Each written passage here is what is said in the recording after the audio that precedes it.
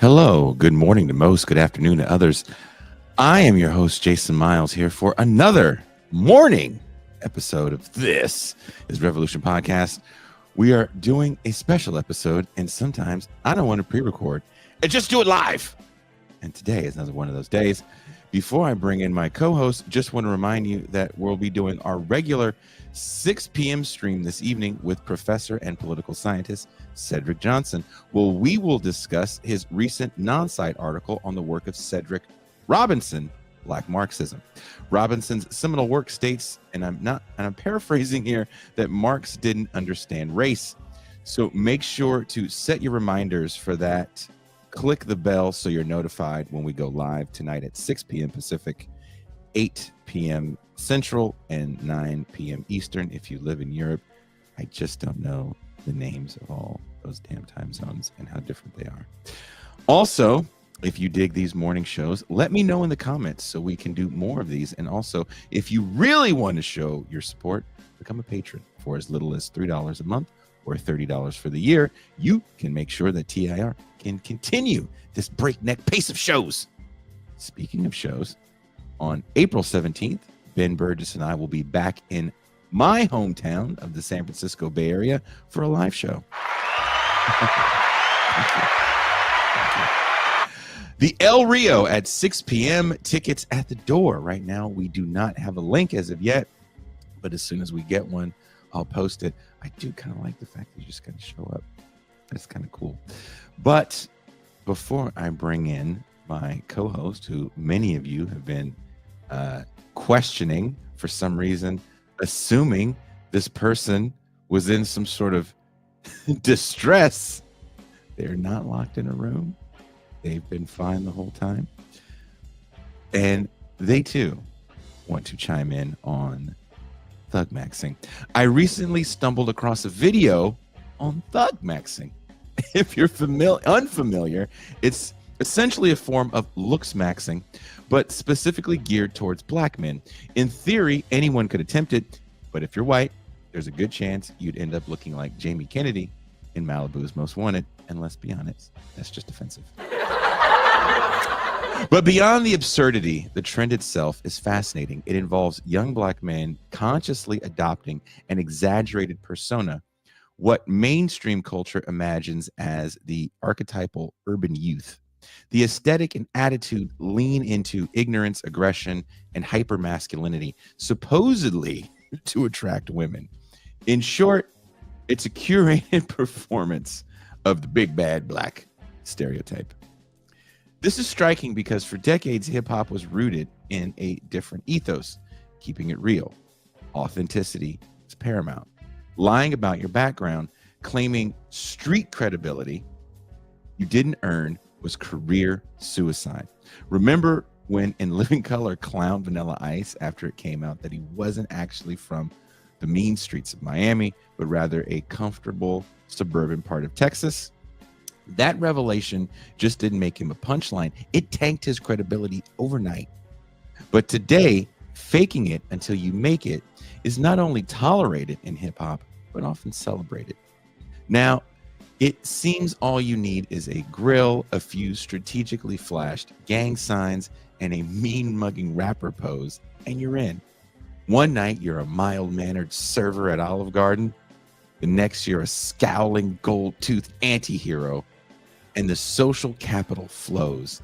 Just as Rick Ross, who went from corrections officer to rap mogul with little backlash. So why in this era has what was once considered a racist caricature become an acceptable and even aspirational aesthetic? Let's discuss. And to discuss that with me, I have the faceless voice of reason. You know her as M. Toussaint. Hello, hello. So good to be with you today, Jason. Thanks for letting me out the basement. Don't worry, you'll be locked away shortly. It is really nice. I do want to say this to everybody listening. It is very, very comforting to hear your voice on in my ears right now. It feels like the band's back together again. Oh, the band. She can get teary eyed and you can't see, but I'll bust myself out if I do. We're gonna walk for cheesecake. Getting the band back together. That's really who M Tucson is. She is the chicken making the band. There we go. What was that woman's name again? Buffy Muffy. I don't remember. She's suing Diddy now though. Why? For the cheesecake? Yes, actually. She's suing him for making her walk for cheesecake. But also she said that he sexually harassed her and pushed her into a sexual relationship. So she was begging out the diddler. Oh.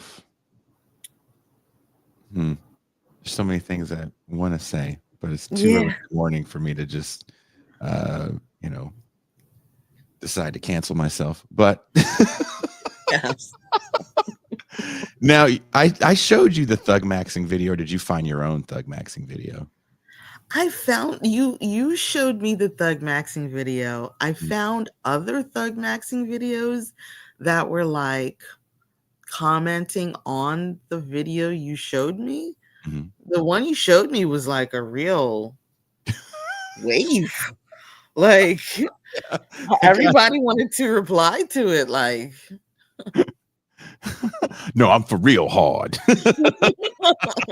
like, this is a necessary conversation. We need to talk about this. We got to talk about what the brothers is doing in the community. Have them in the community. I feel like this is also one of those things that, remember back in the day when there was actually culture within your borough or hood, right? Like, oh, that's a very Brooklyn thing to do. That's a very Bronx thing to do. That's a very Oakland thing to do. Where I'm from, every city is very different, right? Where it was, I think a lot of things are just all across the board the same at this point. And I think Thug Maxing is one of those things. I do think it's a real thing. I don't think it's a joke. And in the video, the guy kind of makes it a point to call out Tupac. Yeah. And Candace Owens recently had a video of Tupac as a very young, I think he's like 14 or 15 in the video, maybe a little older, but when he was living in Marin County, for those that don't know, it's a very, very white area. But it does have different sides, right? There's the area where all the very rich, wealthy people live, and then the help. And he lived in the part where the help lived, and a lot of the help was Black and Hispanic. And it was a poor area. But just because you live in a poor area, doesn't mean that you have to talk and act a certain way, right? Yeah. Damn it, Jason. I think I'm like for walking proof that you kind of do whatever the fuck you want. But does Tupac adopt a certain aesthetic as he's rising up through the hip hop ranks? Calling it an aesthetic is probably a really good idea. Maybe even calling it a device. So I was actually talking to a friend about this last night, and he was like, it's not just that Tupac became like increasingly thuggish. He had serious incidences in his life that would turn you from one person into another. He was shot up at Quad City Studios in New York City. That'll change your personality. Accused of rape and did time for it. That'll change you. So in a lot of ways, it was like more organic for him and not just an aesthetic, a device, a marketing tool. And that's just a few things. Way early. Yeah, even and keep people forget, his mom, was a Panther that was, dealt with substance abuse. I don't know how many people watching the show have a family member. I shouldn't say a family member. If you grew up in a house with substance abuse, you're around a lot of interesting individuals. Sure are. As someone that grew up in a house like that, there's some colorful characters around you constantly. And so I can only imagine what life for him was like. He does go to a performing arts high school in Baltimore where he befriends a bald woman. Jada Pinkett, sorry. Bald. I couldn't think of her name. That's okay. There was a time on this planet that Jada Pinkett was like the hottest black woman in the world. Yeah, and it's funny right? Remember like the 90s when she was on Different World and every dude was like, dude, I want a woman like Jada Pinkett. Oh my God. Jada Pinkett's so hot. She's so cool. She's a thug maxer, would you say? You know what? It's interesting. We do need to point out that thug maxing is not just for YNs, as they say. They say YNs? YNs. Yeah, that's what they call them now. We coming for you, nigga. For real.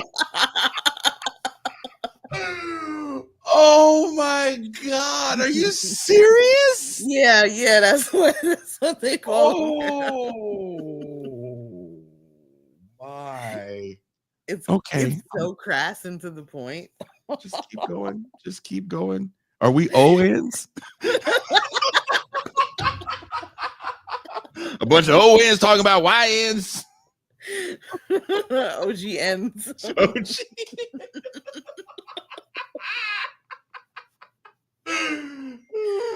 Oh my gosh. Jesus Christ. I'm so sorry. In my research, I came across an incel dictionary. It was apparently established in 2018. This is pre-COVID. I'm still scared. Keep going. Yeah. Everything you're saying right now is just like, oh no. Don't go into the attic, Leon. At least take a flashlight.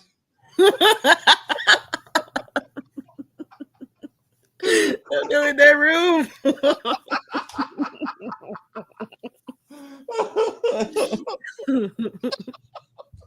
You are definitely going into the room with no flashlight now. Okay, keep going. So you found an incel fucking glossary. All right, what did you find?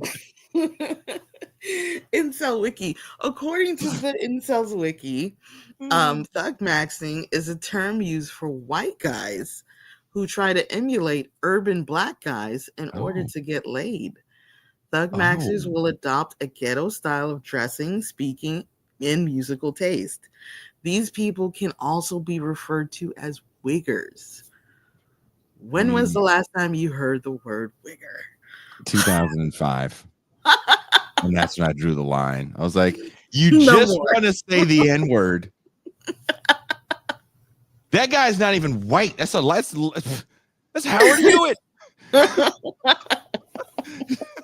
This hairy-chested wigger over here singing to my girlfriend. Hairy-chested YNs. YNs. Why I oughta.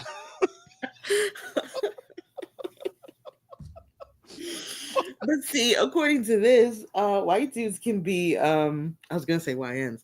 White dudes can be thug maxers as well. But in one of those response videos, I came across the idea that girls can also be thug maxers. So my first thought was like, Remy Ma, is she a thug maxer? Really? You know what my first thought would have been? Sexy Red. Sexy Red. Remember when we played that early video of hers when she was trying to make it the first time? And she had almost an anime style to her? Right. True. Because she's young. I think she's my kid's age. I think she's like 26, 27. Like she's young. Yeah. And, when to me, there's a difference.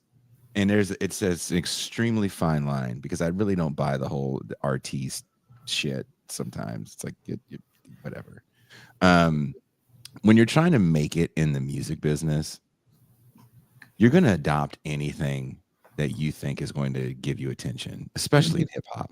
Being fresh hasn't mattered for a long time. Like, I can't remember the last time a rapper, just off their literal rapping ability, which was what it was about. Well, and I hate to sound like a ON, but I don't think I'm wrong to say that with hip hop, it's more about the story around you. And maybe that's music in general, because you have to be so involved in social media in a way that before it was just your musical performance. Nobody knew about Michael Jackson's private life. We didn't care to know about it, but we knew the Thriller fucking rocked. Right. I didn't need to know about Prince's private life to know that I wanted to see Purple Rain over and over again and play that record. So for people like her, you know, let me adopt a persona. That didn't work. What's the next? Oh, it's apparently, you know, eating some ass works. So I'm eating ass, and I have a diseased vagina. Look at that. Who else has a diseased vagina? Take that, Little Kim. You may have sucked all the dicks, but you were disease free. So I'm the real rebel. And I get it. I don't dig it, but I get it. You have to adopt a persona. I don't know how I would feel if I saw a white dude try to adopt that same persona, especially if they're being that fake. Because to me, you would just come off like Malibu's Most Wanted. I don't know. I mean, who's that guy? Chet Hanks? Yeah, he was just a joke, right? He was definitely just a joke, but there are people who are like getting away with this. I mean, at the time I was having a conversation with a friend about Rick Ross, Officer Ricky. And he was saying that like this shows that, you know, authenticity doesn't matter. You don't have to be any of the things that you say you are, because people found out that Rick Ross was a corrections officer and not a gangster. Not a gangster. He stole the name of a gangster, a real drug dealer. Yeah. That was involved with the Iran-Contra scandal. That dude was on like such a ridiculous scale. You didn't just steal, like, you know, crack rock fucking Cedric. You stole fucking. That's right. He was an Omega level mutant. Professor X. That's right. Professor X of drug dealing. There's like two Negroes that you don't steal their name: Rick Ross and Harry-O, like the two most powerful drug dealers in the history of modern drug dealing. And this motherfucker's like, oh yeah, I'll take this guy. What's he gonna do about it? Yeah, exactly. Yoink. And the kids didn't care. They were like, he's dope though. His flow is like dope. So hey, you know, and he's been allowed to have this career where all of his songs are about dealing drugs and being a kingpin, and I mean to the point where he's making fun of Drake, calling him BBL Drizzy, waiting on his downfall. And it's like, wait a minute, you guys are both actors. What are you doing? Ooh. I don't. Okay, let me ask you this question. How has hip hop's relationship with keeping it real changed over the years? Why do you think authenticity once considered essential, and when did it become flexible? You know, I was thinking about the careers of two rappers, Snoop Dogg and 50 Cent. So Snoop Dogg comes out, you know, he's a YN, He is like the archetypal YN. He's archetypal YN. He's wearing flat shoes and a plaid shirt. He's talking about gin and juice. And he's never looking into the camera. Remember that? He would never look into the camera because he was so shy. Yeah, that's true. Yeah. Nas used to do stuff like that too. Yeah. Then he ends up in a murder case. Then he writes the song about the murder case. And my friend was saying that now kids are writing songs about the murder case before they have the murder case. Then they got to go shoot somebody to make it happen. That's right. But for some reason now, Snoop is America's sweetheart. He's at the Olympics. He's doing all the things. He's Willie Nelson. He's on late night talk shows talking about smoking weed. And the weed conversation has certainly changed over the years, and he rode that wave, and enough for him to disappoint people by performing for Trump. Like, this dude's career has been incredible. Hanging out with Martha Stewart. Snoop Dogg has had a very interesting authenticity arc, but then so has 50 Cent. So 50 Cent could have been accused of thug maxing in the beginning. He was archetypical rapper coming out with a story about being shot 9 times. That became a standard. You had to have been shot. Oh, that was. Remember, everybody had a backstory. It was like, I was in a group home for 6 months. That's why I got this hard exterior. I had 2 months of detention on the weekend from the principal at my Chicago suburban high school. And I had dyslexia. My hard exterior. But where he could have been sort of accused of thug maxing, that was actually his story. And then he takes this arc where it's less thug maxing every time. Now he's known as a businessman. Once he hit that vitamin water, it was over. Now he's on Colbert talking about his mansion and how many rooms he got in it. He's not even considered like a thug anymore. This is the best comment so far. Thank you, Dizzle. He says, thank you, super chat. Can I thug max without wearing Timberlands, or should goon max shoeless? Our shoeless. It depends on what coast you're on, right? It depends on what coast you're on. I think if you're in the East Coast, if you are not wearing your Timberlands, you cannot properly thug max. You can wear slides if you goon max. I think. Like the one Drake threw at the drone, you can wear those.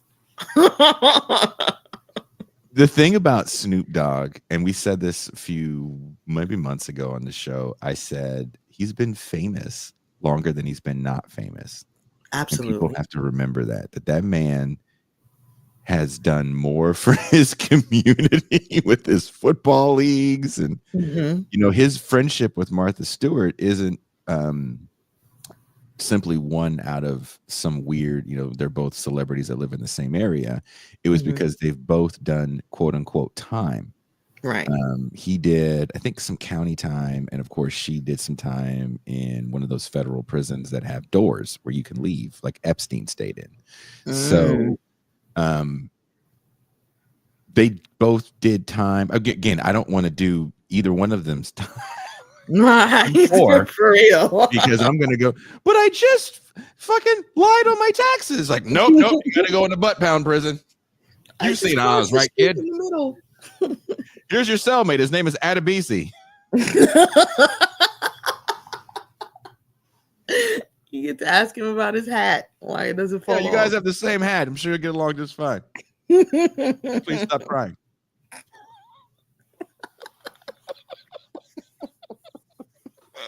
That's the reality of me going to prison. But that relationship is supposed to be ironic Mm-hmm. And I think he was able to ride that irony. And it's also kind of cute because as he's gotten older, as he's outlived the thug persona, Mm-hmm. he just seems like a fun guy to be around at this Mm-hmm. point, right? He's a lovable, huggable gangster. Mm-hmm. Which is problematic in some ways because I don't think anyone really tries to understand him. I think Snoop is one of those things that whenever someone asks the question, if Tupac would have lived, all black people would stop fighting each other. If Pac and Biggie both would have lived, well, then Jay-Z wouldn't exist. But, if not to the level he's at now. The greater good. Or he would have had to orchestrate the murder. For real. That's what the blueprint was really about. Him planning the fucking murder so he could rise the ranks of hip hop. Had Tupac lived, maybe he is where Snoop Dogg is. Maybe they're both doing fucking buddy cop films, like Martin Lawrence and Will Smith. That Will Smith never was a guy that we would consider a thug by any stretch of the imagination. True. But I do think the Fresh Prince of Bel-Air plays kind of an important role in these ideas centered around what blackness is. Mm-hmm. And when you think about that show and how black it was, they even had the black butler, right? Right. Which is kind of insane. Who was British? Who was British? Who knew you could be both? Why would you import a Negro when you could just, it's like, that's not real. But anyway, and if it is, you're not just a judge. Mm-hmm. No. Mm-hmm. But Quincy Jones wanted to do a show literally centered around black conservatives because he himself was a black conservative and he felt like the black conservative voice was not echoed on TV. Mm-hmm. And taking that story and kind of making it funny because they turned Fresh Prince gets rebooted a few years ago and it's just retarded. Like, yes, I don't know. Dark Freshman. Yeah, the Dark Fresh Prince. Carlton's hard because he's black. Which to me doubles down on the racism, right? So the whole thing was Carlton's not black because he doesn't know any black people. So what do you mean? All he's around is niggas. Mm-hmm. Even niggas is the help. He sees every class of niggas every day. Okay. Right? He sees the help, his rich ass daddy, his sister only dates black people. Okay. So why do they always act like Carlton was just devoid of any sort of blackness? But he becomes the default of what a coon is. Yeah. Yet Will, who literally is wearing the bright clothes were the style, so we can't really shit on him too hard for that. True. But he is doing everything but bucking his eyes on camera. I'm from Philly. Woo! Uncle Phil, you surely is weird using these forks. Why are there so many folks? For different things? What you means you wear a jacket at the dinner club when you eats the dinners? I don't know nothing about this rich white school. I can play some basketball. I think that the actors' real life personas leaked into the perception of their characters. So in real life, Alfonso Ribeiro wants nothing to do with black people. So that's part of the cool aesthetic that he has going. And then in real life, Will is I don't want to say a buffoon, but like you say it hard C. Put a hard C on it. He's a little minstrelsy. Mammy. I mean, he wasn't like a trained actor, and here he is the star of his own show, and he hems it up. The whole show, the least experience of anyone on the cast, and he just hams it up like JJ. No one calls Will Smith JJ. That's true. Poor Esther Roll is trying to play this fucking inner city woman like, Thelma, why do you always ruin the Kool-Aid, Thelma? The directions it simply says, Thelma, that you need a cup and a half of sugar. Sugar! James, deliver me! See, though, she was a thespian. She studied acting at Cambridge.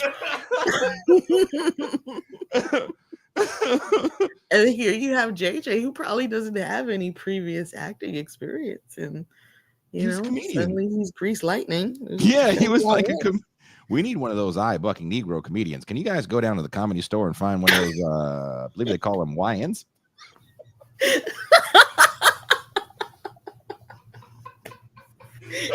One of those YN. Go down to the YN Emporium. Get us a YN. Can you imagine? We found one. This Murphy kid? No, this Walker young man. He's great. He looks like the painting.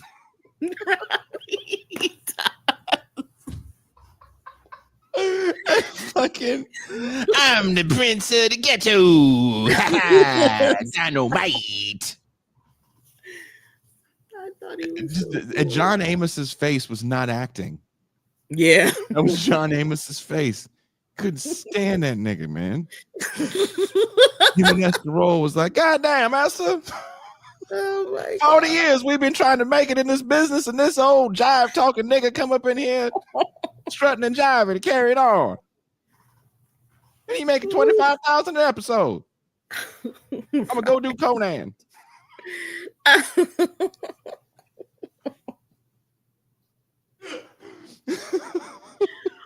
Oh my gosh. But JJ wasn't a thug. They was in the middle of the projects, and they was not thugs. He was a painter. He was a painter, but he was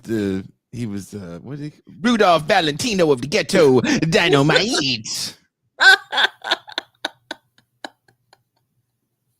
I used to watch this show and think to myself as a young person,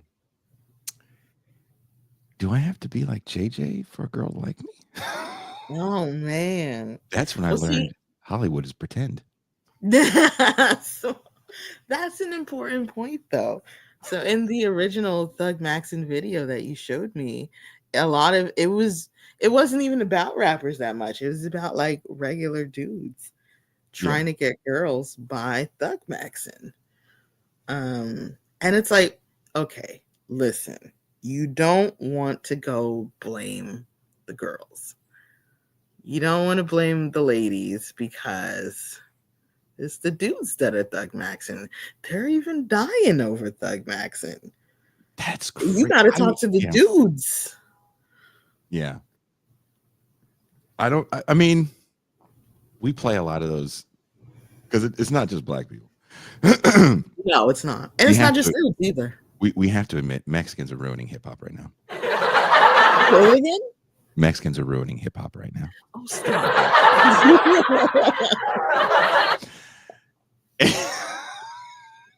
Lefty Gunplay. We gave them reggaeton.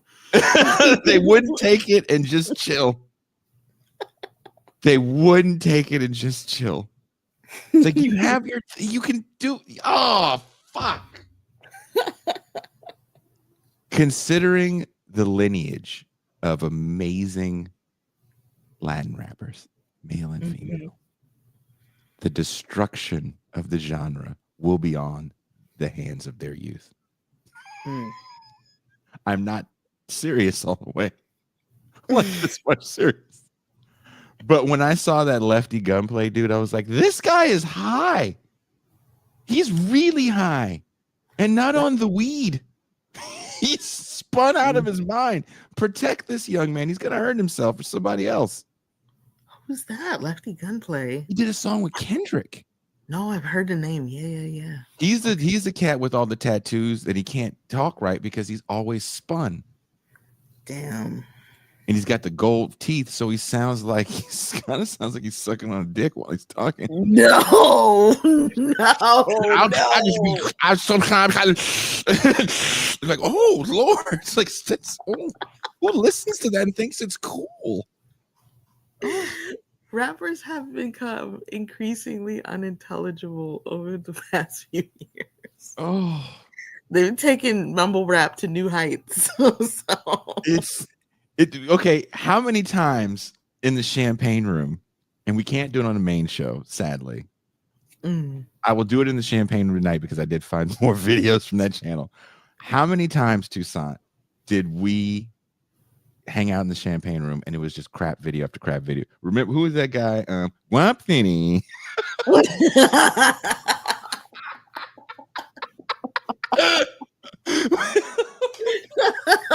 Remember that dude? Yes, I do. Remember that? That's all I had to say. You're like, whoa.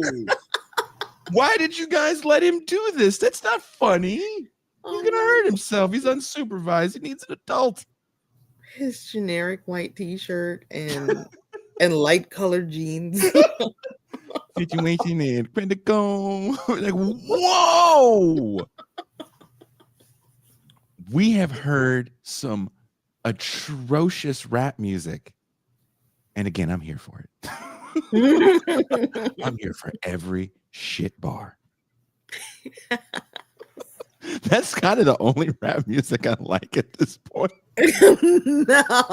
No. It's like, you hear the new Kendrick? No, but you heard the new Guap City? I'm trying to, like, remember when like rap was dope and you would sit there and read the lyrics or you would listen, like the source would be like the verse of the month and you're like, oh man, and you go over it and find all the metaphors. Like, man, I do that same thing with Guap City. You need to stop. Like, how did he think to say critical right there? It didn't make any sense. And I don't think the situation is critical. No. I think everything is okay, Guap City, man. I think you just live in a depressed suburb of Central California. It's okay. Video with a flashlight and a camera. What was another one we watched over and over again? Was it the woman that was the hooker? We watched her over and over again, and then her pimp came in and rapped. We watched the mother and daughter duo. Oh, that's it.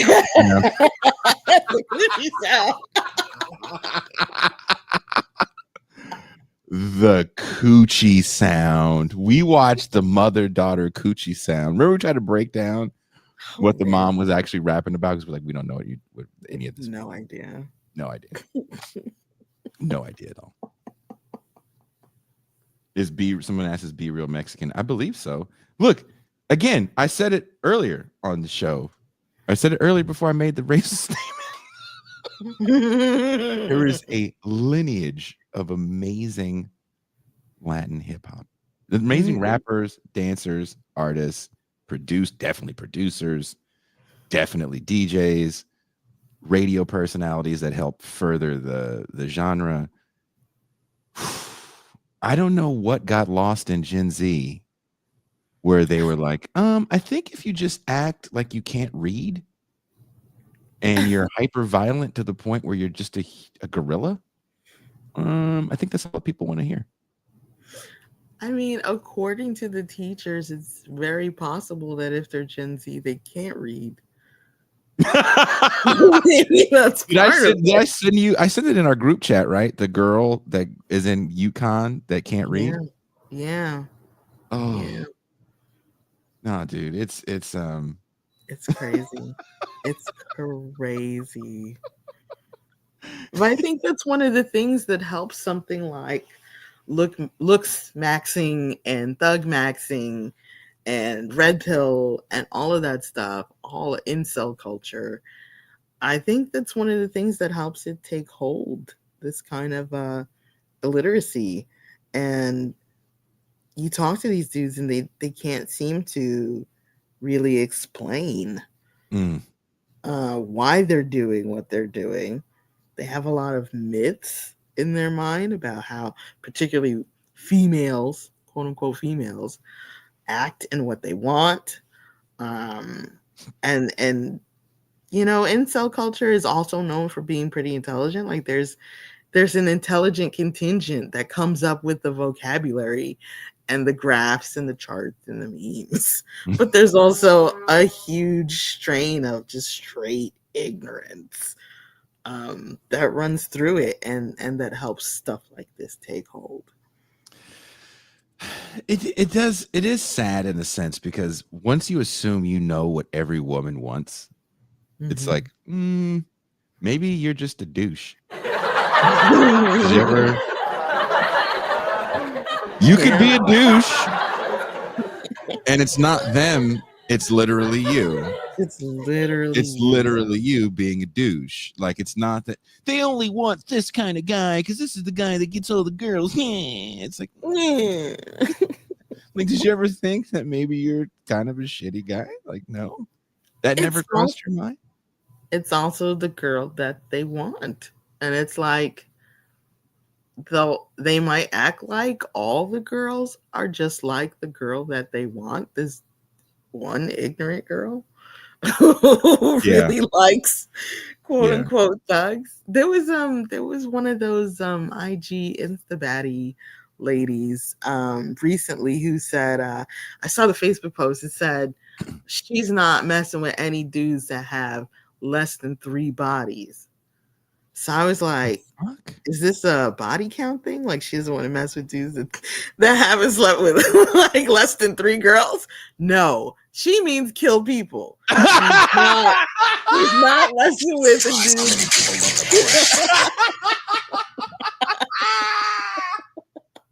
Fuck, I need to stop yelling because I forgot my neighbor. Fuck her. Are you serious? Yes. Look, dude. Hey, this is my opinion, and you know, maybe I'm just old. I am an ON. I'm an ON. I'm never gonna say I'm not an ON. Yeah. But if I see someone on Instagram, regardless of their age, meaning if they're older, and not like, even if they're 12 and really hot, I mean, like. No, I mean, like a old, even there's older fucking thirst trap people on Instagram as well. If you're a thirst trap person on Instagram, that's gross to me. Yeah, it's gross. It's gross because it's like, come on, dude, that's like the lowest rent model.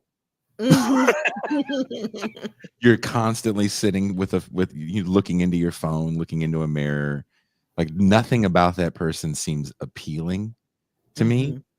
And if that's the kind of woman that you want to go after, and you're mad about it, and you feel all the drug dealers get all the girls, it's like, well, who are they getting, man? And is that really where you want to be? Because if so, you're way more fucking vapid than you think you are. You're way more shallow than you think you are. You're not as smart and deep as you think you are. And you suck. You're just mad because you suck. It's that simple. It's that simple. Like, if my kid came to me and was like, Dad, I can't get a girl because they all want drug dealers. I was like, do you ever think you suck? Yeah. It could be a you problem. Could be a you thing. Here's some Axe body spray. Take a shower, brush your hair. Yeah. Try that first. Try taking a shower first. Yes. Try waking up at a reasonable hour first. Are you employed? No. Well, again, I don't know why you're looking. There's some other things you need to be working on. That's a fact. And the chick part, way down the list. Man. I'll give you a checklist, as a matter of fact. Here it is. Wash ass first. Yeah.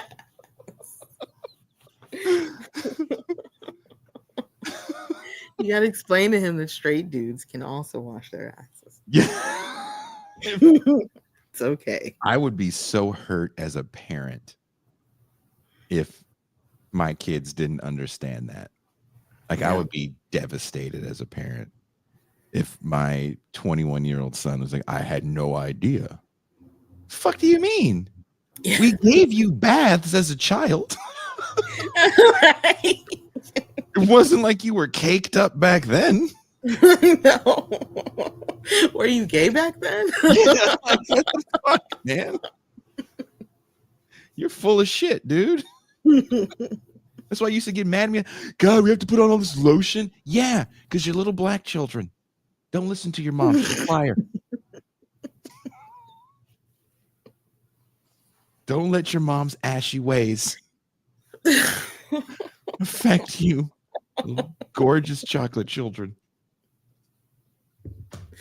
Well, I mean, this also points to another idea that I came across in these looks maxing videos, and it was sort of talked about in the original one that you showed me, that this is a young person problem, that when you grow up a little bit, it doesn't, you're not looking for the girl who's looking for the drug dealers as much. Like, you're not as wed to what she wants. You know, you're more into being your own person and having a spine and not going to prison for, 55 years like TK.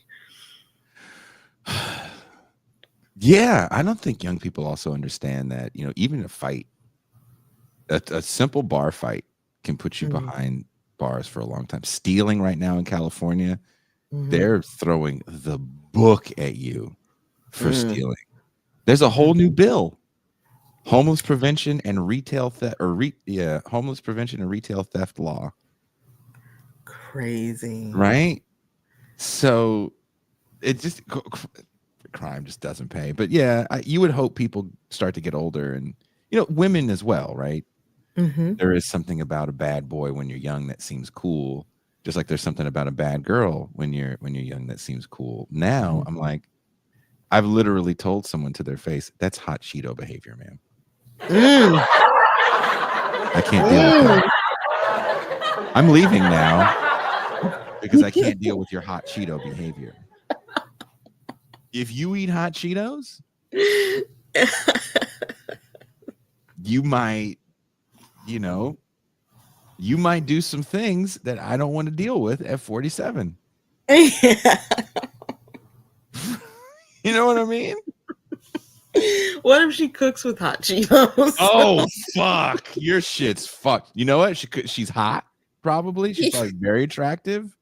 There's a good chance she is some sort of Latina. And there's a better chance that you're just gonna get hit a lot and your car's gonna get keyed.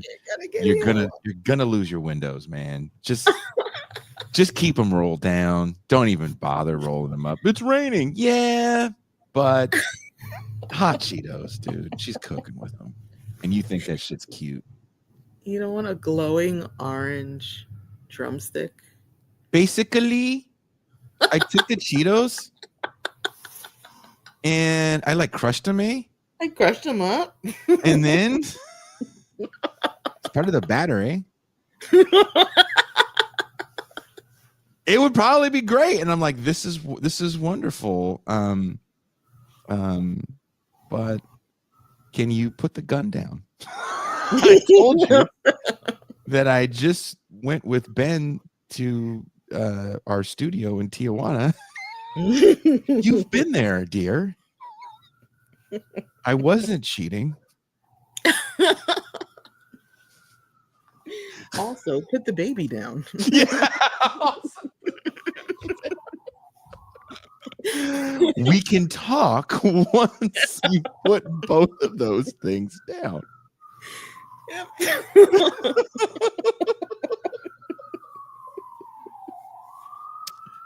Latin girls. There go the sirens. I'm sorry. Yeah, there you go. And you know what MT was eating before? Hot Cheetos. For breakfast. There you go. She is not an African American. She is Haitian, and that is Caribbean, which is code for crazy, which means hot Cheeto behavior. Oh, I'm a YN. I live in a YN neighborhood. You know what's going to be really funny when you go to the bodega, as you people call it, and you see some young girl buying hot Cheetos. I can hear your eyes roll. The hardest neck roll a black woman's ever given.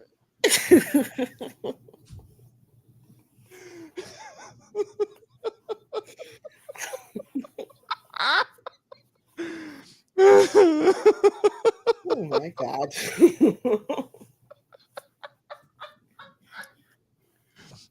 Hot Cheeto behavior. Now you guys have a new thing to get you slapped in a bar for. There we go. Yeah. Be very careful where you use that, because you can't get fucked up. True. You have to don't let that be the first fucking bullet in your arsenal. Dr. Claus says, is hot Cheetos on the same level as blue Gatorade? Ooh. I'm not sure, but there is a new flavor of Mountain Dew coming out, and I feel like it might be on that level too. Hot Cheetos is on the same level as Marlboro Reds. Ooh. Hot Cheetos is on the same level of Cools. Hot Cheetos is on the same level of Do-Rags. Hot Cheetos is on the same. No Newports. Newports, yeah. Menthol cigarettes. Let's just say menthol cigarettes, hot Cheetos, Do-Rags, sagging at an excessive level.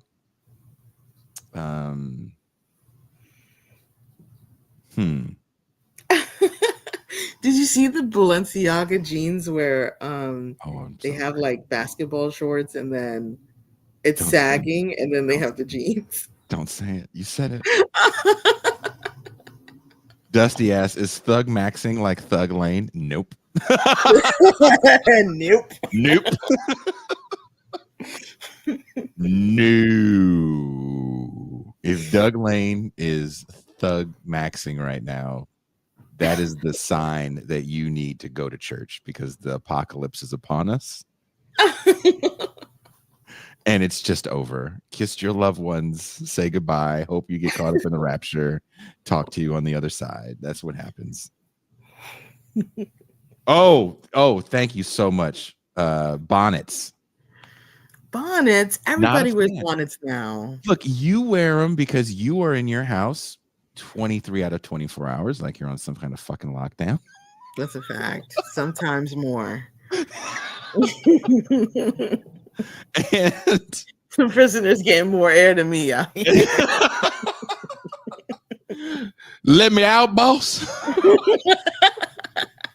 I just want to see the sunshine. You've been in your house so long. You start talking like Esther Roll in those early episodes. You made up characters. Invisible characters. Alma, when will you get this Kool-Aid made correctly? Your grits are overcooked again. That's you. That is crazy. With a bonnet on. With the bonnet on. Fucking eating hot Cheetos one at a time. Fucking. I like to finish the bag and then lick my fingers.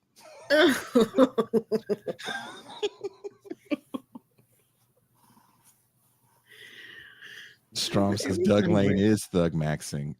Look, if you think that, then you need all the hugs You need a group hug, like like when someone confesses in church, like a big Christian church. Like, I just want you to know that I've been unfaithful to my husband, and then everybody cries and like hugs them. That's what you need, Strong. Yeah, testify. Yeah, testify, and you need a testify hug. Oh no.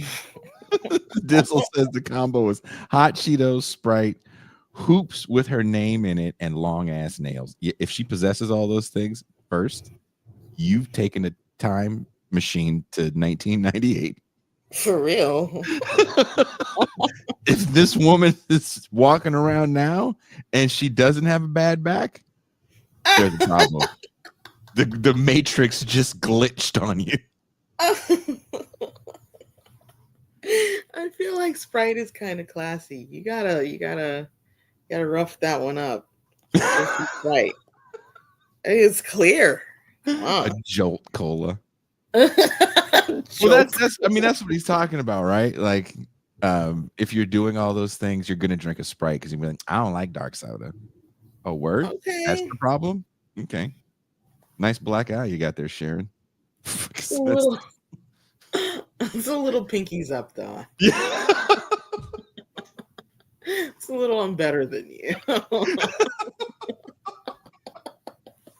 Fucking pinkies out with your hot Cheetos and Sprite. Oh, fuck. Just keep walking. Don't even say anything mean. Just they've done enough. If that's their life, just keep walking. I was watching this fight on Facebook. I bet you were. It was this lady in like one of those Kelly Bundy dresses. Kelly Bundy dresses? Yeah, that's what they used to call them. It was like, it was one piece, but hers was like cotton. So it was like daytime casual, not like a dress-up dress. And she's fighting this girl who's in pajama pants and a hoodie. And somehow the fight ended up that, the girl in the dress kept pulling on the girl in the hoodie, and she's wearing a whole hoodie. She ends up topless in the fight. And I'm like, how are you wearing a whole hoodie and now you're topless? You are losing that badly. That now still you're talking topless. shit. Right, still talking shit. Yeah. What now? What now? Exactly. Topless. Exactly. That's what now. You did a magic trick, titty lady. Now, fucking David Copperfield, your titties out in front of everybody. Fucking what now? Us?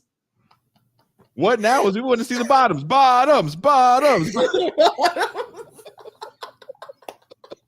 That what now? There you go.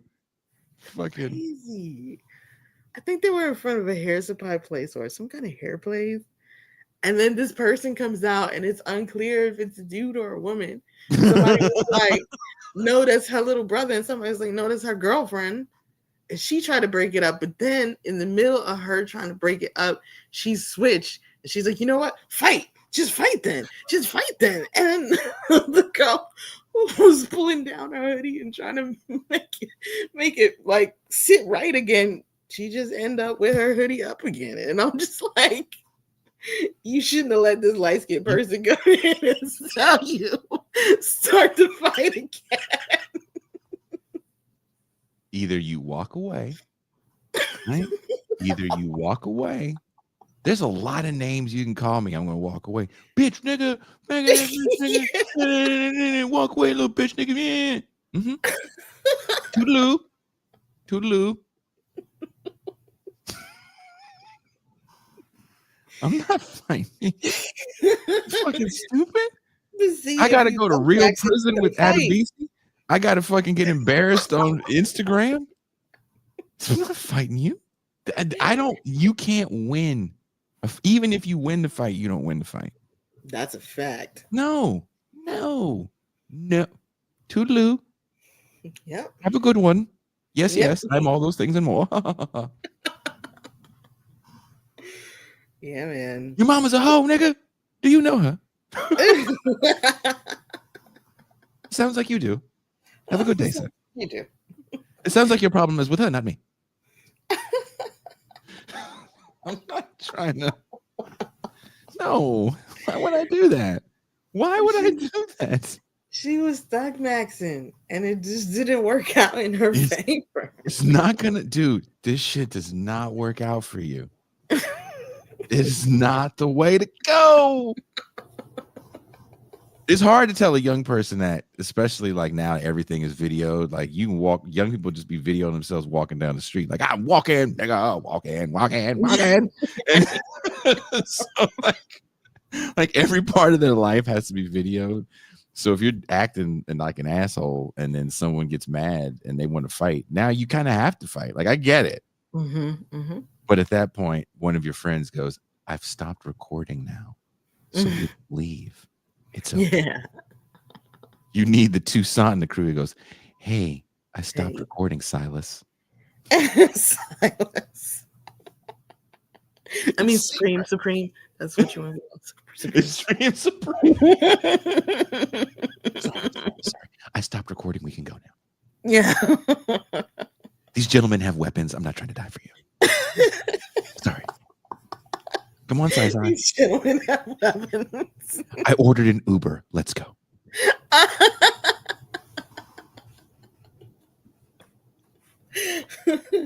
Hey, I didn't. It's coming. Hey, it's almost here. Sorry, so sorry. It was a video. Sorry, it's a video. My bad. Could you imagine if that's what stops fights? Yeah, dude. I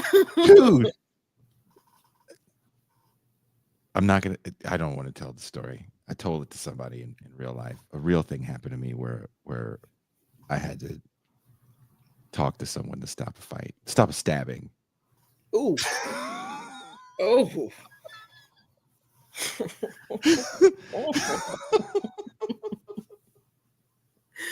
But I won't. Yeah, I won't. Yeah, it was that's intense. It was an intense evening. It was an evening of frivolity and bad decisions. And I can honestly say, if you ever have to start a story like, oh, I had to stop a stabbing once, you were probably in the wrong somewhere. there was something you did where you shouldn't have been where you were. Because if someone told me, the first question I'd have is, oh, what time? Because it was like 2:30 in the morning when I had to stop. Right? Like, what are you doing out at 2:30 in the morning? Right? What are you doing out at 2:30 in the morning in the Tenderloin in San Francisco? Yikes. Right? So nothing good is happening where I was to stop this. And the night got even like exponentially worse. I won't get into that. Wow. But I will say this about my bitch assness. So you know how there's horses in this neighborhood? No. Yes. I was leaving my house the other day and the horses were walking by my driveway. And these are just unattended horses. I've heard different stories on the horses. I don't know whose horses they are. They just be roaming these dirt roads, mean mugging me. They always mean mug me. Toussaint, the horse saw me. It was walking. So I'm in my driveway. Hi. And the horses are walking. And then there's a white one and a brown one. And the white one saw me. And he started walking up to me. I got scared. And I did the bitch move. I did this. Toussaint, the horse walked up to me. I did this. No, you turned around like a muppet. I went like this.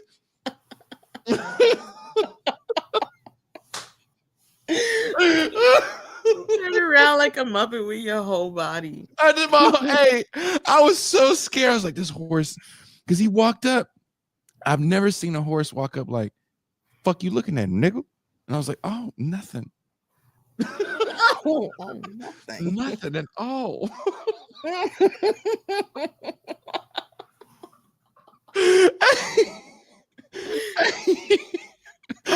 never felt like such a bitch in my life.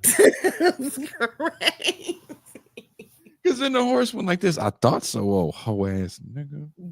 Yo, That would have freaked me out so much. There was some show I was watching. I think it was Canadian, and they were showing somebody who was like hurt on a battlefield or something, and doctor's trying to patch him up, and then all of a sudden there's a white horse that goes by, and the guy dies. I'm not interested in hanging out with no white horse. I don't know what, dude. I don't know what a horse's intentions are. I didn't grow up with horses. I am from an urban area. Finally getting to be used to the nature here, like scorpions and tarantulas and snakes and big ass lizards, the vast amount of wild dogs. I'm finally okay with that. The horses scared the shit out of me because they will kick the fuck out of you. Of course they will, yeah. And you're not coming back from that like, oh, I'm okay. I'm not walking that off.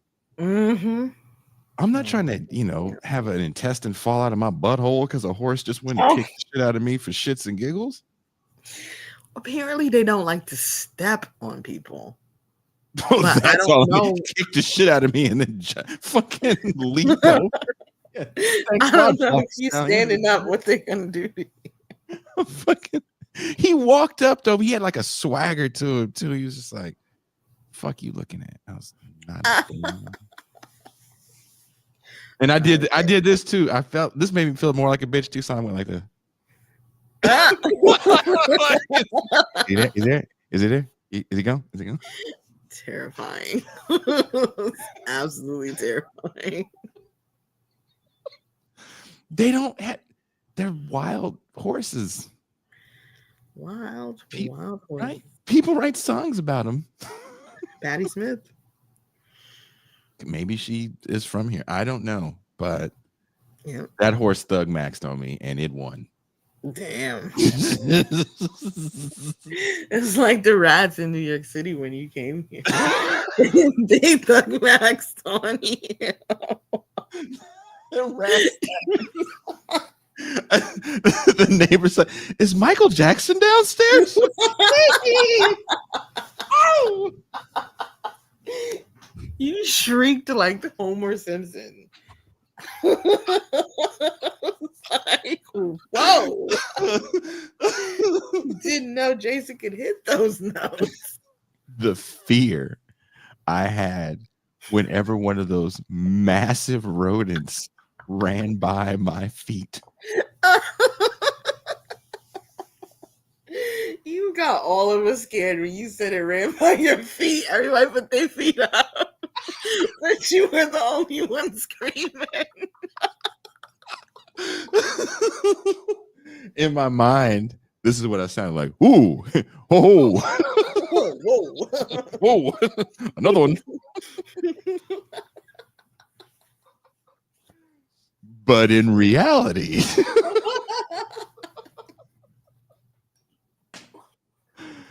sounded quite different. Quite different. So don't thug max with animals, but you get thug maxed on. New York rats flexed on me so fucking hard. They're pretty hardcore though. But from your stories, it sounds like there is one time when there are the sirens again. There is one time when you consistently thug max, and it freaks me out. And according to your stories, it's when you are dealing with cops. Yeah, that's when it's all of it. My Richmond comes out when I'm dealing with law enforcement. It's like, Jason, back down, stand down. Don't take on the federales right now. It's pretty bad, right? Like a horse walks up, and I'm like, exactly.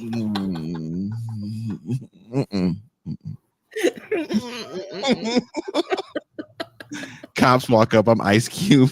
We got a problem here. We got a problem.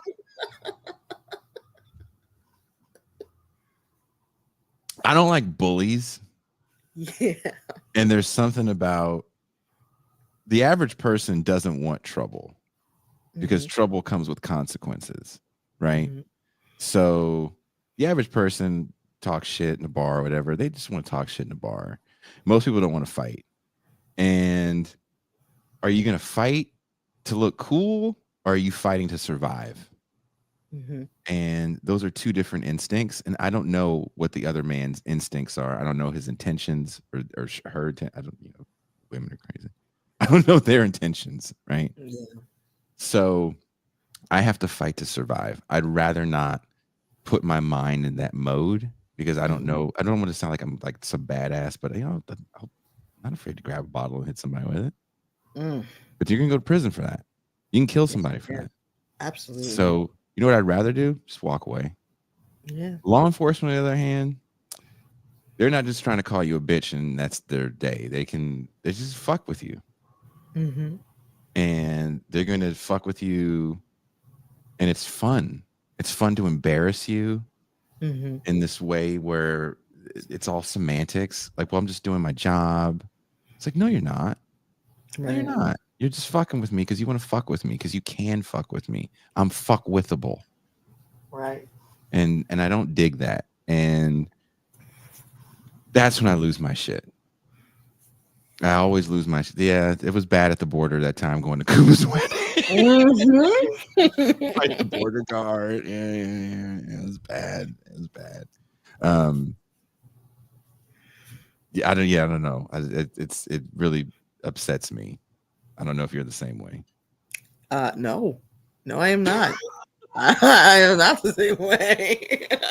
That is the worst time to be Thug Maxon. Like, I don't get it. My father told me it's like kind of a similar story. Once he was like, on a bus with a bunch of old timers. Owens. Owens. Owens. And of course they were going to a casino because that's what they do. And my dad, he used to be a driver, and he is, way before GPS. He always knew where everything was. So I guess they were just going upstate or to New Jersey or something, and so he knew the routes, but he felt like the driver was taking the long route, and he's like, man, I need to stretch my legs, I need to walk around. Why are you taking the long route? So he gets into an argument with the driver. They pull up to a stop, and he's still arguing with the dude. Somebody calls the cops, and then he starts arguing with the cops, and I was like, you did what? You did what now? Young man.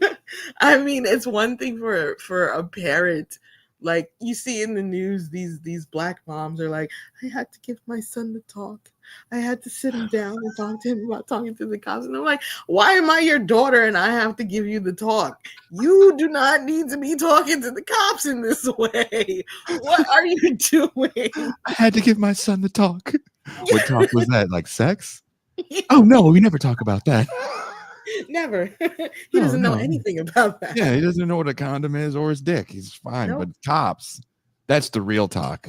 That is the real talk. Because you might be a dad at 15. He really might. You live in a suburb, man. I think you're fine. He doesn't know women have 3 holes. His name is Haas.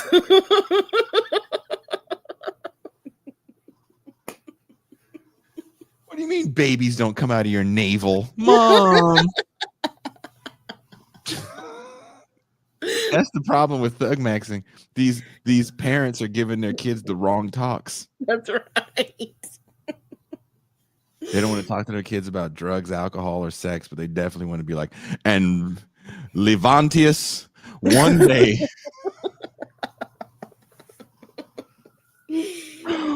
One day when you're walking with your other Negro friends, minding your nigga business, police will come and try to beat you up, and that's when you. What are you gonna do? What do you tell him, Mister the Talk?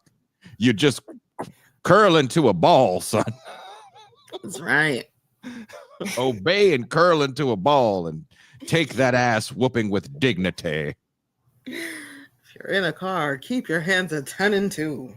You just show your kid glory. You show the kid.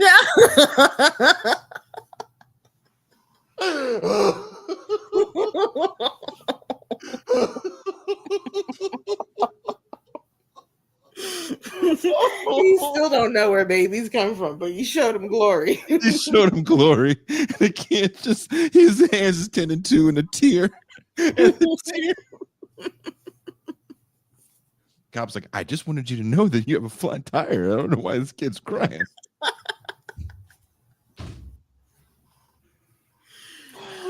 Marks and Angles said, when I listen to Varn, I feel like I'm Marks maxing. Aw, we should let Varn know. That's cute. He's probably crying, teaching the student right now. Like, why can't you read? He's teaching 400 kids. Damn it, ChatGPT. Varn is teaching them kids like Samuel Jackson right now. Say ChatGPT again. Say it again.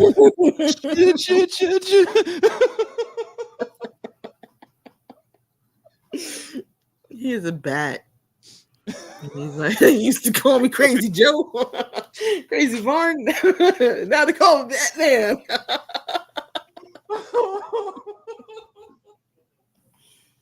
Oh my God. I hope Derek is watching this and laughing his balls off. Kushlik says, why is Jason on this early? He should be sleeping till noon like all good podcasters. That's funny. But Kushlik, I do wake up at 4:30 a.m. just to be late. Just like to be all. late. Yeah. I call that N-word maxing.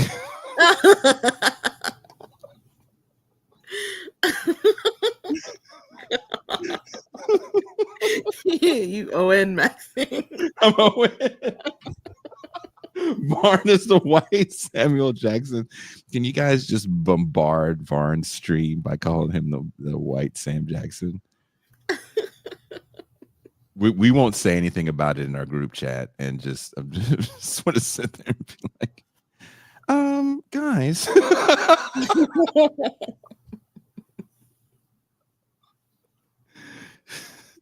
Jason, have you been calling me the white Sam Jackson? NASA?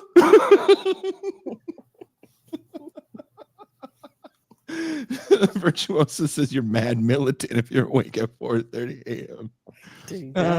Insecure and scared of failure. No, that's the podcaster like on the grind bro set. Oh, is that what it is? Grind set stuff. Damn. Did you see somebody says the senior schedule?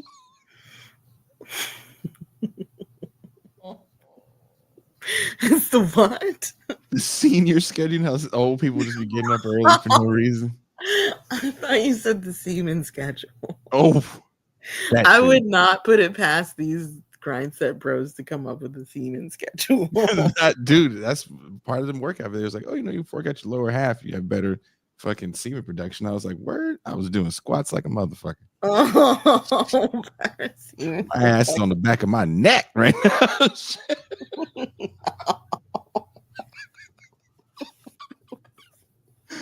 People had no idea they were getting a fucking Jason MT champagne room. From like, yes. Did we answer the question? It's funny. I wrote like 15 questions. Did you really? Yeah, dude. I asked one. Yeah. I asked one. That's how you know we're doing it right. Dusty said he started drinking Coke Zero. That's old people shit. That's old people shit. Coke Zero. Kush, look, I found an IHOP in this part of Mexico, and I felt like Indiana Jones finding the fucking Ark.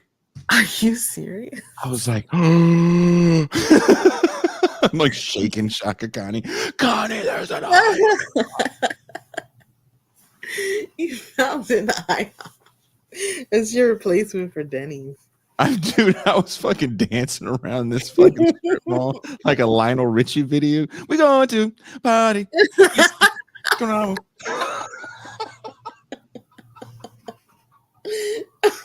Is that the one where he's doing the fake Caribbean accent? Yes.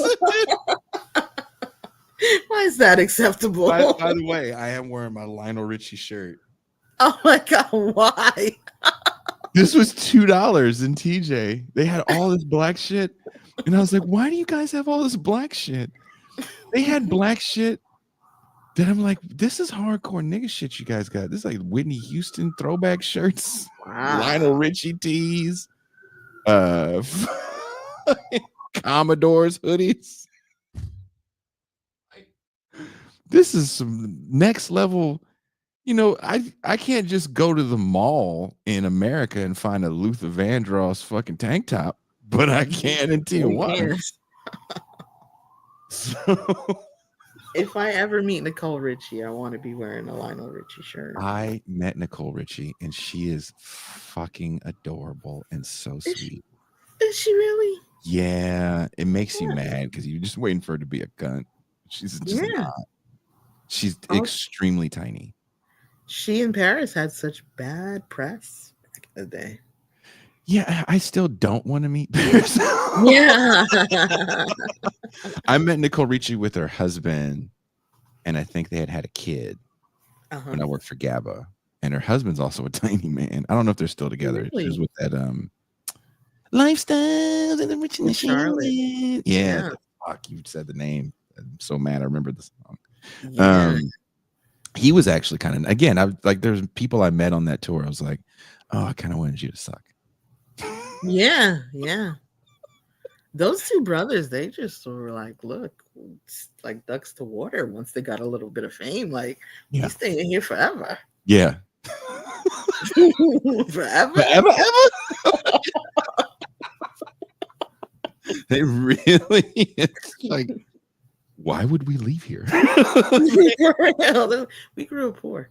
Well, that's, you know how you could lose your shit real quick? Be an asshole.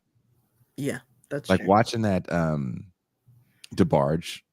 I didn't watch the documentary, watch the trailer for it, but watching the trailer, which is really heartbreaking, you're like, you have to be a real asshole to get this far down. Damn. Like, you pissed a lot of people off. And drug addiction, you piss a lot of people off. I could see that. They used to say that about Mary J. Oh, yeah. Like, she was just horrible. Because nobody wants to work. Nobody wants to work with you. And especially once nobody cares about your shit and people are like, we can't wait to jump off this train. No. I mostly heard she was horrible to fans. Actually. I've heard that about Lauryn Hill, too. Oh, yeah. Yeah, I could see that.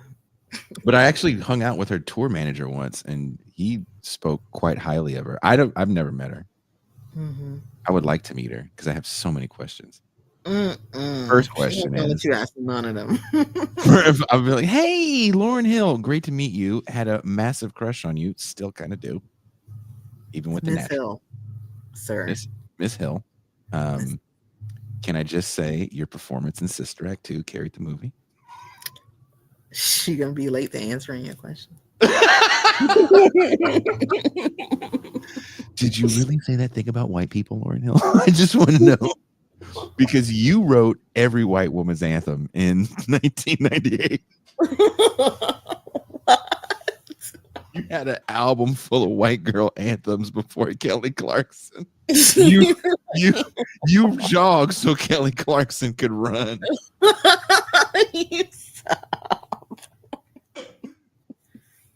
After winter must come spring. The white woman right now on a treadmill, just la la la la. Fuck you, Harold. La, la, la. I'm gonna lose this weight. Dusty says R.I.P. Angie Stone. F Mary J. Damn, that's mean and nice.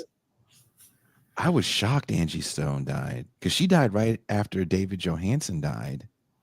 Yeah, from New York Dolls and also Buster Poindexter. Hot. I didn't hear about Buster Poindexter. Well, it's the same guy. Oh, that's true. But actually, no, I didn't hear about Buster. Nobody mentioned it at all. Everybody wanted to act like he's famous from the New York Dolls. Like, yeah, whatever. Right. The band sold like 15 records when they were around. Nah. They know him from Hot. Shit.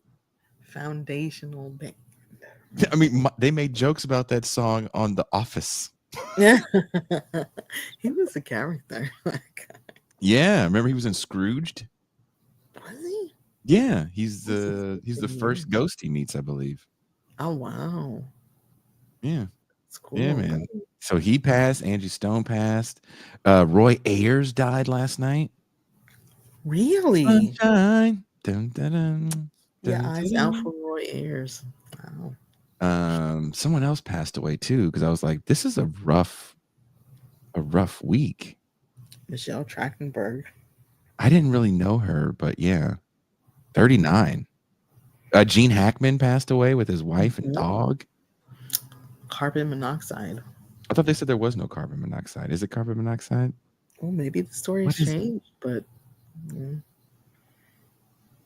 I don't know, man. The whole thing is just like a lot of motherfuckers are dying, and it's just reminding me. I'm sure it's reminding you too. Like, we are old. Yo, I posted yesterday. Mario Lopez is doing AARP commercials. I saw that. It's not okay. What's funny is I saw someone do a video on an episode of the college years Saved by the Bell when Mario Lopez realized he was Latin, because for all those years they thought he was Italian. What? That's not true. Oh my God. Yeah. Zach was like, I thought you were Italian. I'm sure they were getting those scripts sometimes, unless they were like super high out of their minds. They had to be getting those scripts like, really? We're going to do a whole episode on him finding out he's Latin, this curly-haired break dancer from the wrong side of the tracks. His last name was Slater. Yeah. He's like, my dad's real last name was Sanchez. But he had to change it so he could be in the white man's army. Like, in the 70s? Like, how old is your fucking dad? He went to Ellis Island. Yeah, like, I don't think your dad had to do that. I think you made that up, Mario. That doesn't sound right at all. I've lived an Italian lie my whole life. That's why the spaghetti I make sucks. That is. It has hot dogs in it. That's hot dogs in it. Meanwhile, Zach was half Indonesian. Zach is part Asian, and he said, I watched an interview with Mark Paul Gosselaar, who is not Ricky Schroeder at all. Ricky Schroeder kind of sucks. And I thought they were the same guy for the longest time. No. Mark Paul Gosselaar just kind of seems like, yeah, once I stop dyeing my hair blonde, I'm not hot. Yeah. He's a serious actor now. Yeah, he's just like, I'm just a regular guy. Like there's a couple really good interviews with him, and he is real fucking matter of fact. And when you hear him talk, you're like, man, like he didn't get along with Screech. Wow. Because he was a kid. He was the only real kid on the show. They were older. That's true, right? Oh. And he talked about that. He talked about having to dye his hair. Damn. Yeah, and he was just like, not like it was like a crime, but he was just like, I never thought I was cool. And it's just interesting because he just seems like kind of an odd dude, kind of quiet, which you don't really get from a lot of actors, which is probably why he never did the Marvel thing. Well, okay, yeah. I mean, tell me he can't be Chris Evans? True. He had the pedigree. Yeah, man. I mean, people at the time, those teen magazines were like so popular. They would go on mall tours, and I remember him saying he was like uncomfortable with it. Yeah. They were Backstreet Boys before Backstreet Boys. He didn't dig a lot of that shit apparently, which is funny, because I always thought that he was the like King Douche. Yeah, he probably got that a lot, especially from I think that's why he's so like Urkel. Like I told you, when you meet Jaleel White, if he realizes that you see him, he's gonna walk over to you and introduce himself as Jaleel before you call him Urkel. Wow. Which, you know, he does it he's not a douche about it. He's actually really, really nice. Is he? Super fucking cool. Yeah. He seems like such a douche in the press lately. Really? Yeah, everybody's like he ruined the show. I mean, you've seen all the You skits and ruined stuff. Family Matters? Yeah, yeah. Like he became the star of the show, and he's pulling all of these pulling down this salary, and he's in interviews talking about how Judy ain't need to be acting. She wasn't very good. I mean, she Can you couldn't really imagine tell the JJ joke. doing that shit? Eyes was the show. You wrote John Amos out because I couldn't stand that nigga. Why are you going after Judy? Isn't Judy doing OnlyFans? No, she's doing porn. That's was the the little girl- girl that went up to her room and never came back, right? Never ever came back. It's the girl from Bernie Mac's show who's doing OnlyFans. What's it? Somebody did porn for a minute. Jodie Sweetin did porn for a hot minute. Did she? Yeah. Is she a Nazi? No, she's a super lib. She lives in LA. She's always Ah, protesting. No, super lib. cool. Unless something flipped and she's just like got coked out and is on Team Elon. Oh no. Fucking a 2-week meth bender can do a lot for a person. You can either find Jesus or Hitler. You're gonna find one of those two people. Ask Kanye.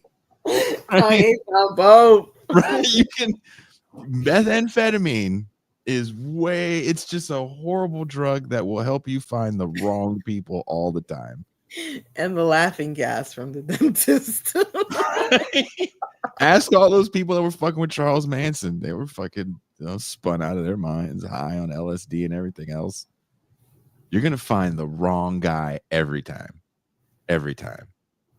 Never met a person on heroin that was like, I think I'm gonna start being a Nazi. Like, I've never done meth overnight. Overnight Nazi. There's Owens. Fuck, man. Been up. I've been thinking. How long have you been up? I don't know. Days, weeks, months. Does it matter? Time isn't real. Okay. Time is a flat circle. Yeah, it's like, oh, it sounds like we're beyond intervention time.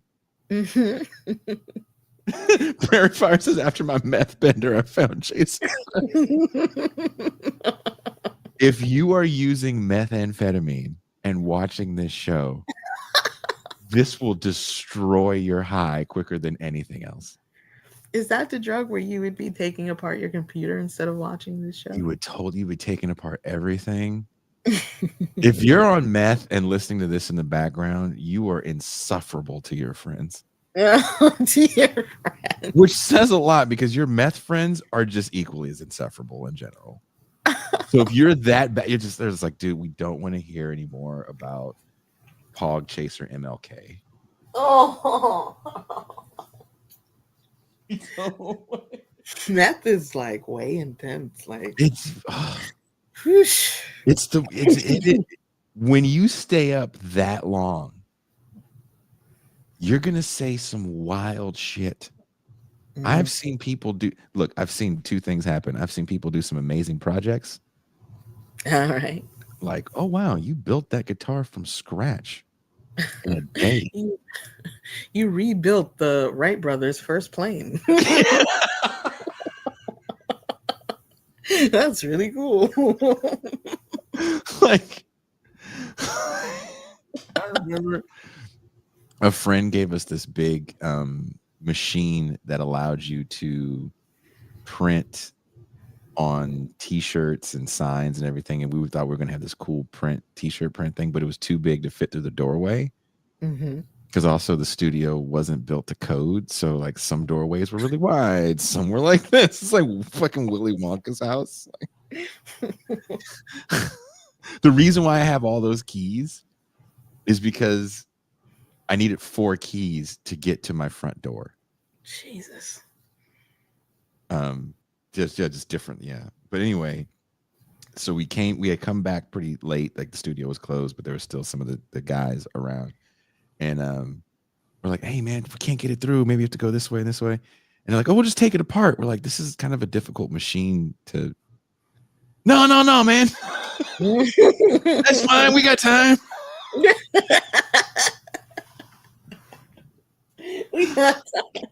Like that's the power of methamphetamine.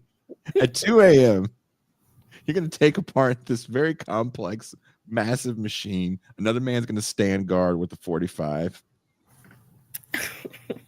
While you do it in one of the most dangerous streets in Oakland. It's a good time. It's a good time. And you're doing it like it's fucking 2 PM. You got to. Just chit-chatting and shit. I'm like, man, maybe drugs aren't bad.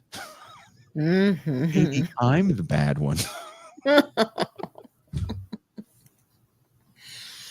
It's all about the opiates. Those guys are the word. But they're never going to be a Nazi. They're never going to be a Nazi. Fentanyl guy, never going to be a Nazi. Kind of, not fun to hang with, but not a Nazi. Meth guy, don't care what ethnicity. Going to be a Nazi. Gonna be a Nazi. Or a Jesus freak. I was watching an interview with Whitney Cummings.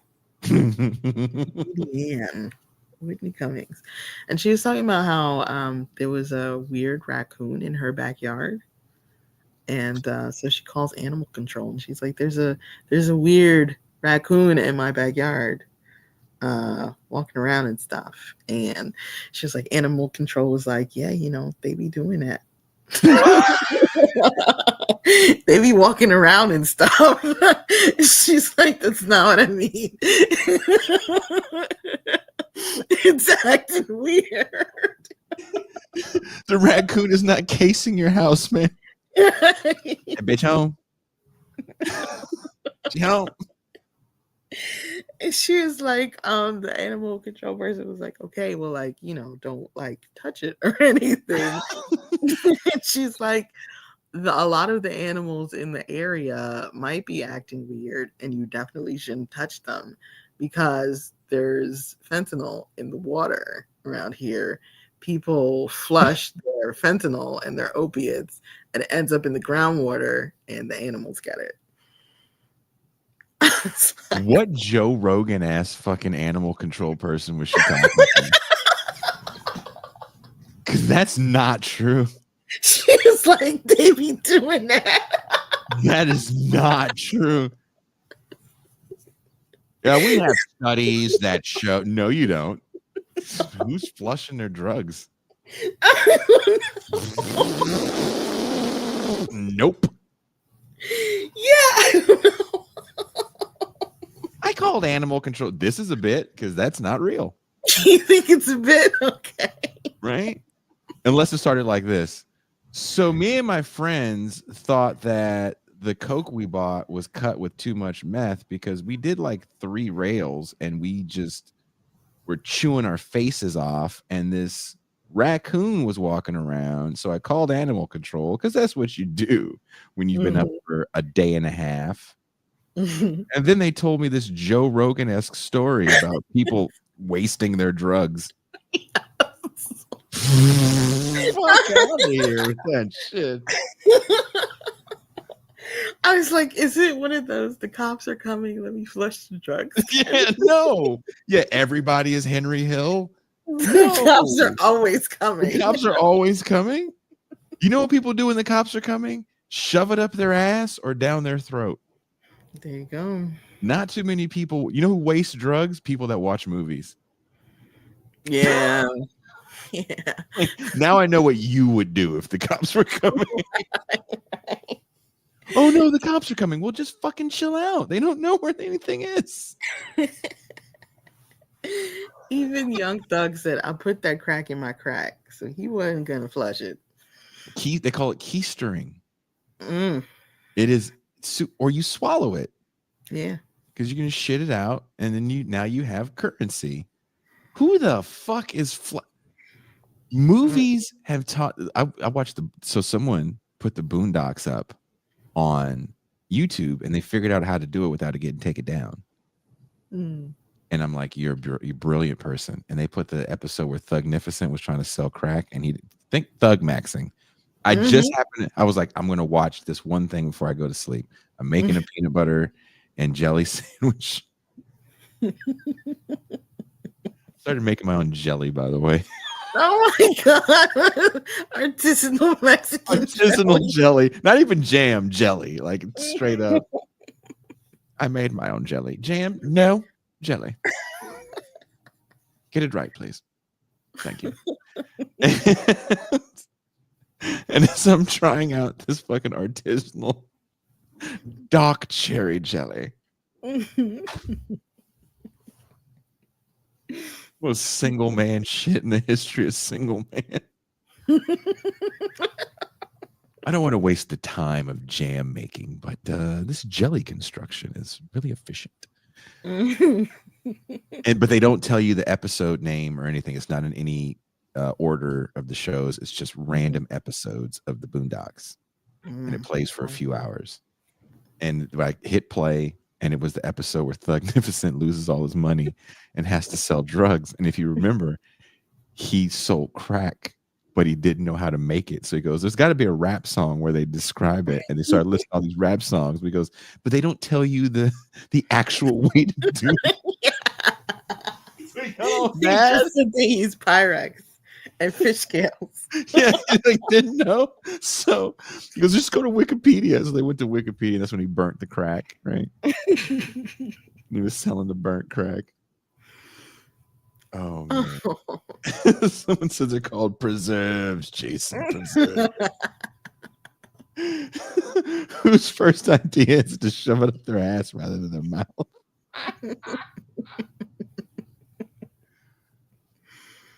Well, ingesting large amounts of certain drugs can kill you. Have you ever seen that episode of one of those cop shows where the dude swallowed a bunch of cocaine? And he got arrested, and he was telling the cops he had to go to the doctor because he swallowed a bunch of cocaine. I was like, oof. That paranoia kicked in. Oh. And poor man, dude. He was like crying, like, I gotta go. And the cops are just cracking up because they're pieces of shit. So they're just cracking up. Like, hey, wait a second. Were Rick Schroeder and Mark Paul Gosselaar both on was it NYPD Blue? What is that show? Were they both on that show? You know, the one with Sipowicz. I thought there was only one.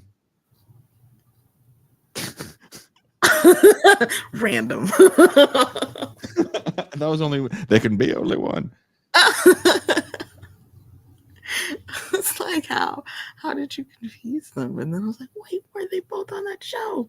If we play the video of when the Keeping It Real Goes Wrong video where the dude shoots himself in the leg and all that other shit, will this get taken down? Oh, I don't know. That was such a weird when the guy shoots himself in the leg. That's my favorite one. Because he goes and the host is like, who got shot? Who shot who? And he looks at the guy like, oh, no way. Who would have thunk it? Oh, wow. There you go. Oh, it was right next to me. Like the thing that tripped me out about the guy that shoots himself in the leg is, why were you dealing with the gun in the first place? It's loaded. The safety's off. You have a gun just in your pocket like loose change. You're also wearing very tight pants. Yeah, just like, look, I do this to get my hands in my pockets because I'm wearing. Can you see it? You wearing corduroys today? No, not. I don't have any more corduroys. Can you see? Hey.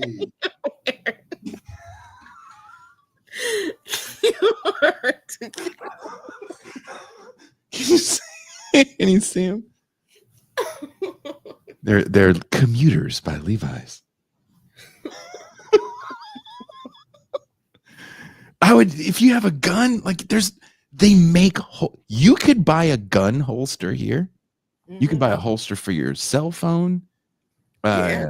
Even if you're a drunk, they sell holsters here for your booze. You can get a holster for your weapon. Why did you put it in your pants? Dude. That's Thug Maxing 101. That's some old, like, you know, I saw this in a movie and I think this is how people wear their, that's a movie. Yeah. you should wear your gun like people that use it for real wear their guns. Like that's how I like. There's a reason why things are made the way they're made. Yes. Efficiency is usually that reason.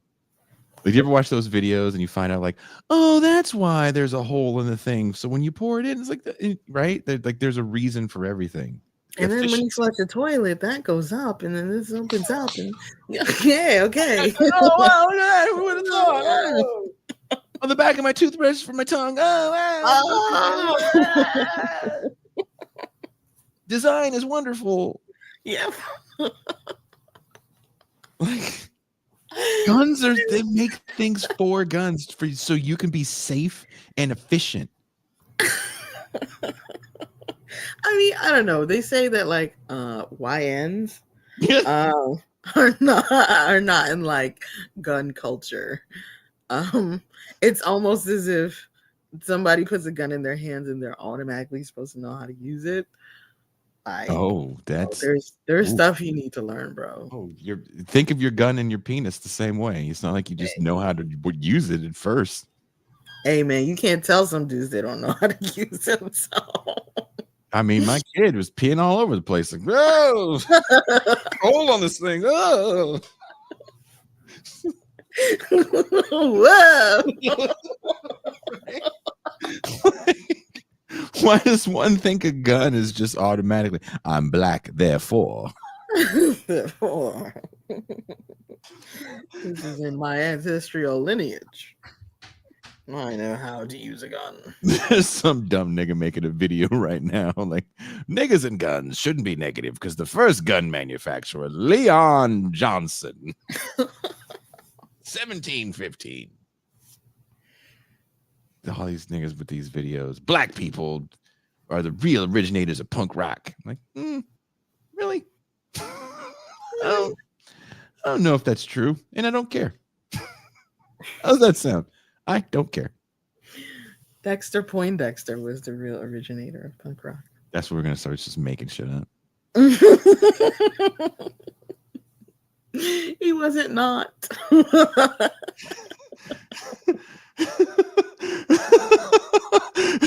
What an amazing comparison. Which feminist psychoanalyst uses penis as gun metaphor? I want to be in that classroom. Yes. You can't, it's like a gun. You're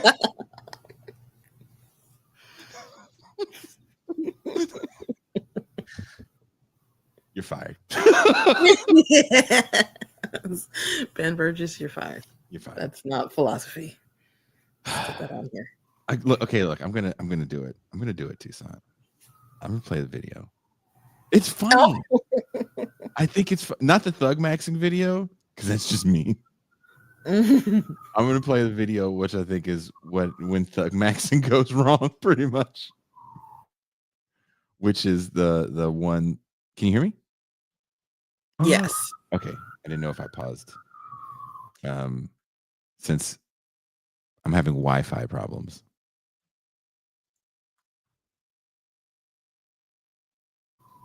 Can you hear me? Yes. Okay, you might have to be entertaining for like a minute because I have to use the backup connection. And the backup connection is not as good as the main connection. Okay. Well, shout out to Moderator Supreme Autumn Leaves. Very popular lefty moderator who used to always say when people were having Wi-Fi issues, we're going to send you some Wi-Fi. Just people would put like plus signs in chat to like send the person Wi-Fi. And I always think about that when Jason has Wi-Fi issues. We're going to send you some Wi-Fi. So other than the fight where the lady with the hoodie ended up topless, I can't think of any other fights that I've seen recently. I don't make it my business to watch fights online. I don't like them. I don't think they're cool. But that one popped up in my feed, and I was like, "What is going on here?" Well, I make it my business to watch every fight video. Yes, you do. You follow fight accounts. I do. First of all, I enjoy combat sports. Mhm. I haven't really like trained or practiced in a long time because, again, my strategy is just walk away. Unless you're a horse, my strategy is just turn to the side like a muppet. turn to the side. Don't try to be tough. Don't make eye contact. Don't make eye contact. So this is the craziest rap interviews of all time. Thug Maxim 101, in my opinion. Craziest rap interviews of all time, part 1. Like that time Skippy was doing a podcast when he accidentally shot himself in the leg. Hey, those were your choices. Oh! Who shot who? Somebody got shot? I hope. Craziest rap.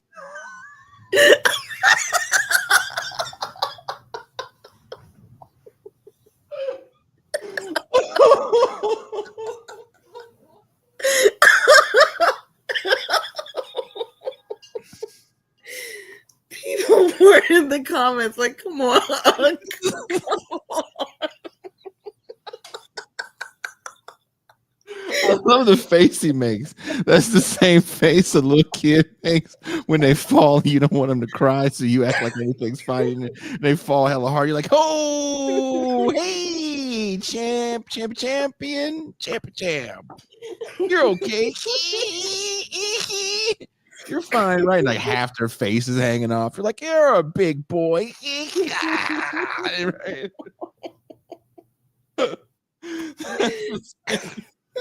That's insane. I got shot right next to him. Why is he looking backstage like who got shot? The way that dude just, let's watch it again. Rap interviews of all time, part 1. Like that time Skippy was doing a podcast when he accidentally shot himself in the leg. Hey, those were your choices. Oh, is that MLK or Jordan Peele? Is this, who is this with all the lights? Who is that a picture of? I don't know. Is that MLK Thug Maxed? MLK Jordan Peele. Like, we've created the most magical nigga alive. It's Jordan Peele, fucking King. Get out, King. Yeah. Who is that picture of? What is the picture? Someone needs to tell me what that picture is in the back.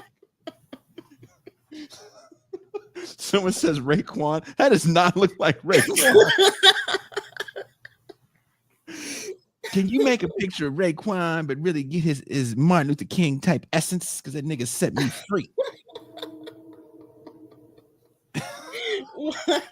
Why did they just talk about Skippy like we knew who he was? Yeah. When the rapper Skippy, I'm sorry, who? He didn't even say the rapper Skippy. He said Skippy like we went to school together. Like Skippy, you know Skippy got the song. Fucking drip drip. Your name is Skippy. Your song is stupid title. It doesn't even have like a cool name. It's drip drip. Drip drip. Licky ass faucet drip drip. That's actually a Tory Lane song. Is it? Yes. Oh, I'm done with you people. Drip drip. Tory Lane's a Meek Mill. I just was being a douche. Sometimes I change the words to chips. Doesn't make it better. Chips. Chips. No. Drip, drip. Big ass faucet, drip, drip. Yep. Landlord, don't fix shit. Drip, drip.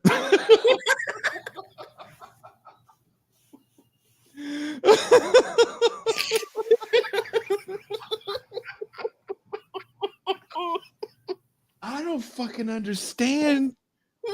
I don't. Skippy shot himself. Are you being mean by calling him that? His real name is like Javarius?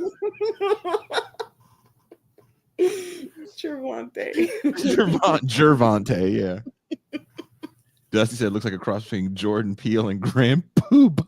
What goes around comes back around again. I love that song. The really, really, really real, yo. Yeah. How many niggas bought visors after that video? Yeah, man. Oh, or no, the living on that. Oh, the Living Color performance when he had the backpack on with the drawstrings. Right. Oh, dude, everybody needed a drawstring backpack after that. That is a fact. Nothing in it. With nothing, Mark said. There's nothing in it. They had guns in it.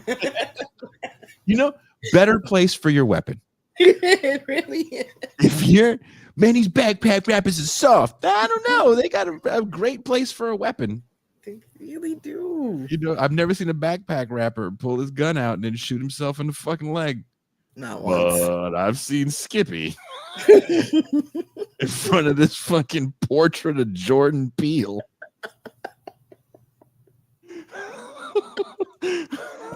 What do the comments say? Are they hella fucked up? Who shot who? Somebody got shot? Bro says it like it happens daily. Someone says putting a pistol in your pocket is insane. Bro had his phone, car keys, Newports, and Glock all in one pocket. And that gets a like. Bro swallowed the pain like it was a pill. And that gets a like. It's facts. Bro was 90 inches away from never feeling pleasure again. Aw. Dude acted like someone dropped a glass and not a literal gunshot. The part where you paused it, it's just like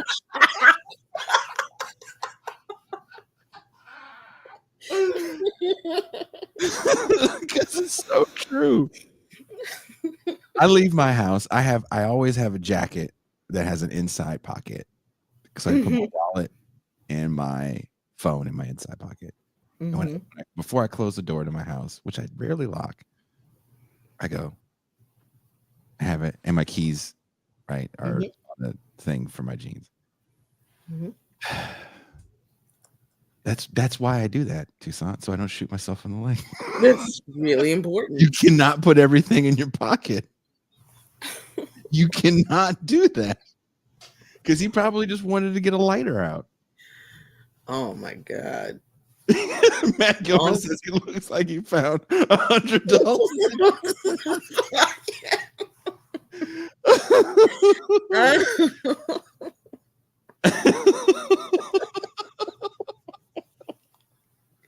His face is just like someone just wrote the last lines.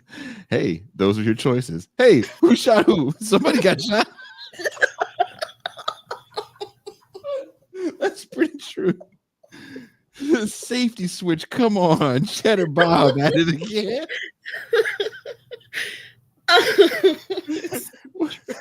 Someone said, wait, did I put the safety on? Let me check right. Sorry. Damn, somebody just thought it was Cheddar Bob from 8 Mile. Jesus Christ with the Cheddar Bob jokes. Bro smoking a joint and playing with a gun in a pocket, stoned as fuck. Yeah. Like he was touching the gun in his pocket for emphasis while he was talking. Like, yeah, like I'm just gonna touch the gun to see if it's still here. No, don't do that. Also, don't scratch your nuts through your pocket when there's a gun in your pocket. Maybe it was his first day with the gun. I could see that. He was like, I got a gun, drip, drip, gun. Gang signs run. Hoes, no clothes. gonna have a son. Not pulling out drip, drip, gun, gun. Now I want to look up his music.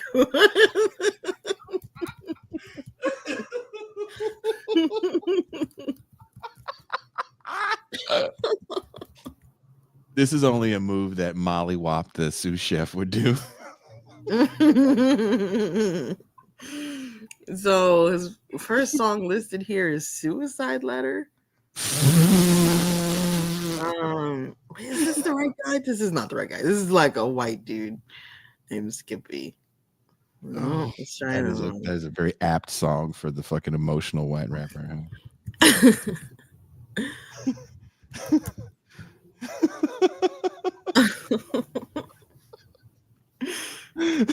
Everybody loves the guy. Who shot who? Somebody got shot. Somebody said you can hear the blood spilling.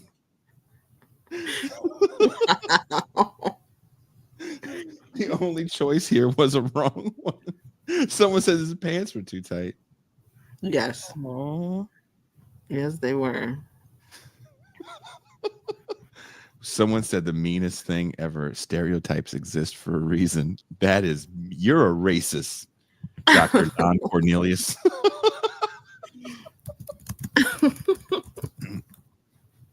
Oh my God. That is the most casual reaction to a gun going off of all time. His name is Tulo, not Skippy. How did you find that out? Is it Tulo or You're is it so Book quick with Baby?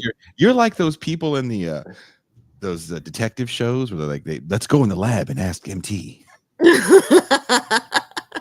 She's got crazy hair and there's weird sexual tension, but we all think she's a lesbian. Like the lady on CSI. You've never had a scene outside of this examination room. That's you. That's you right now looking that up. What are his songs? Funky Little Brother featuring Scarface?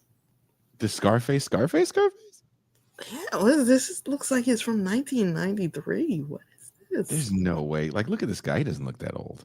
No. Who shot who? Somebody got shot. Craziest rap interviews of all. I love it. You okay? I hope. That's my favorite part is I hope. Only time will tell. You gonna be all right? Only God knows. Only God knows. In all honesty, I'd probably have a certain level of composure like that because I'd be so shocked that somebody shot themselves. I could see Shock doing that. That's shock. That's not like he's that calm. He's kind of like, I'm sure when it's all over, he's probably like, what the fuck? He did what? There's no way in the world.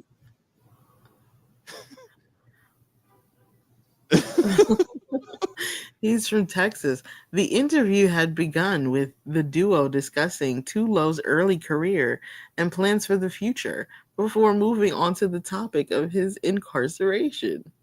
Then, about 47 minutes into the interview, the rapper was seen reaching into his pocket as host Mike D said, "Those were your choices." Basically, the host is like, it sounds like you made thug maxing choices.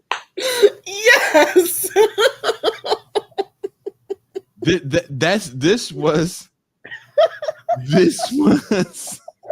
This was the whole reason for the show was that clip right there. Like, this is what happens when you fuck around. And I don't like to fuck around and find out. Like, yeah, life has been doing that to me forever. I'm always gonna find out. Oh, thank you, life. Right in the testicles. You got him real good too. But you don't have to speed up that process by trying to be harder than you are. But bigger than that, there does seem to be this acceptance of acting a certain way that we would call buffoonish or coonish, that is this play on authenticity. And it felt like, especially in the 90s, people protected this authenticity. Mm-hmm. Right. And that's kind of my problem with it was funny what you said about Carlton. You're like, well, maybe that's just hurting.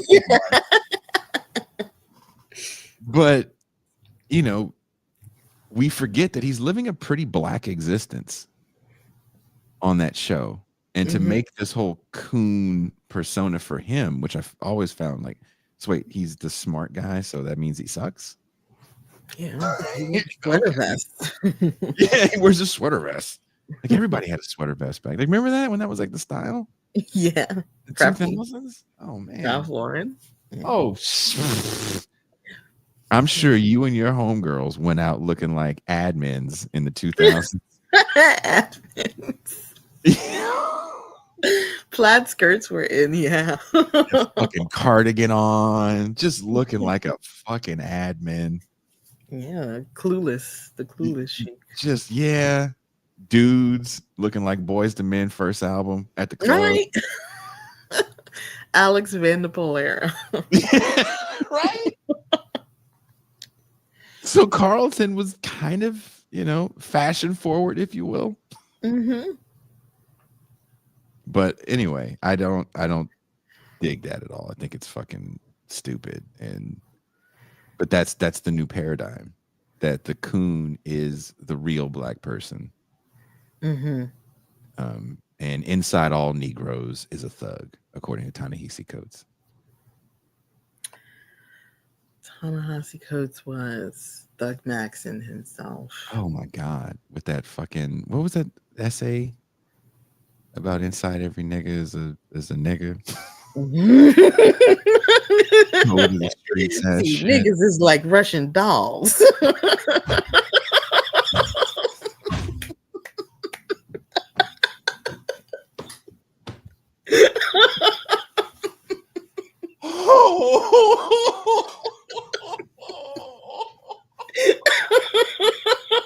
Oh my God. Peekaboo, bitch. Nigga time. That's when you get to the final doll. It's just a rabid gremlin. Quickly, hit him with the bright light. Could you imagine every black man you feed opens up and a smaller version is inside? That's the movie that Jordan Peele's gonna make, and we're not gonna get paid for it. Like, did you feed that black man after midnight? Oh, girl. And then all his homeboys start coming over. That's how they multiply. Did that nigga move in? Oh no. There's 10 of them, all different sizes. Like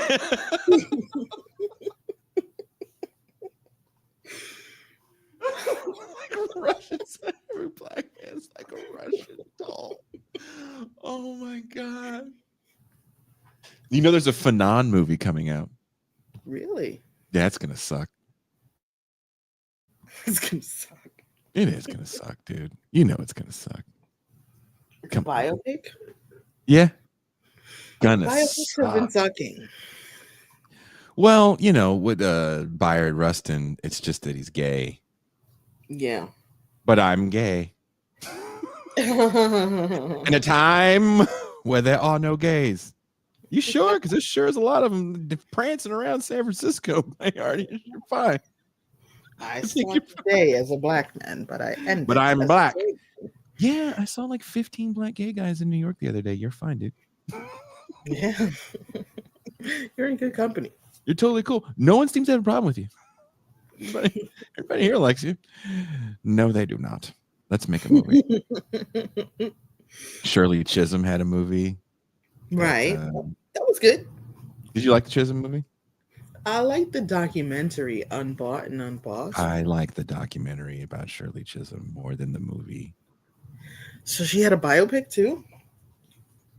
Or is she in the white people's movie?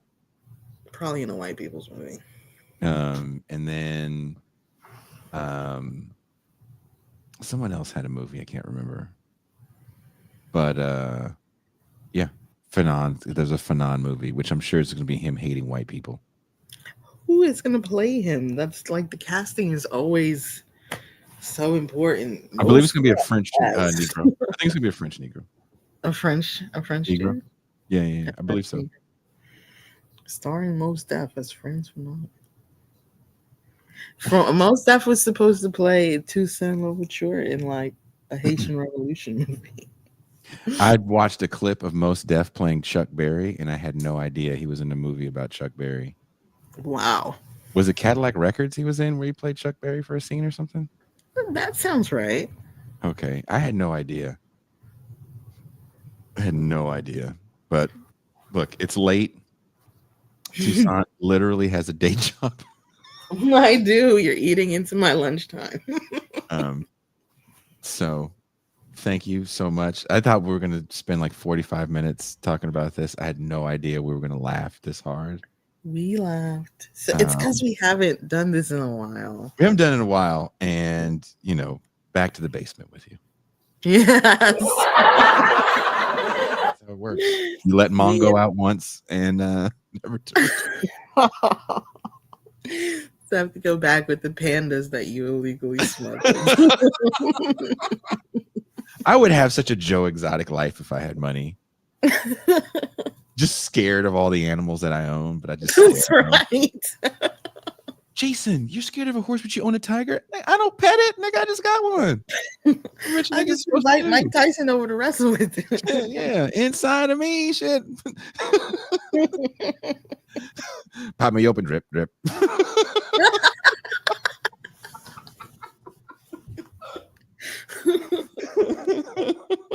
I feel like a song called Drip Drip is like inevitable.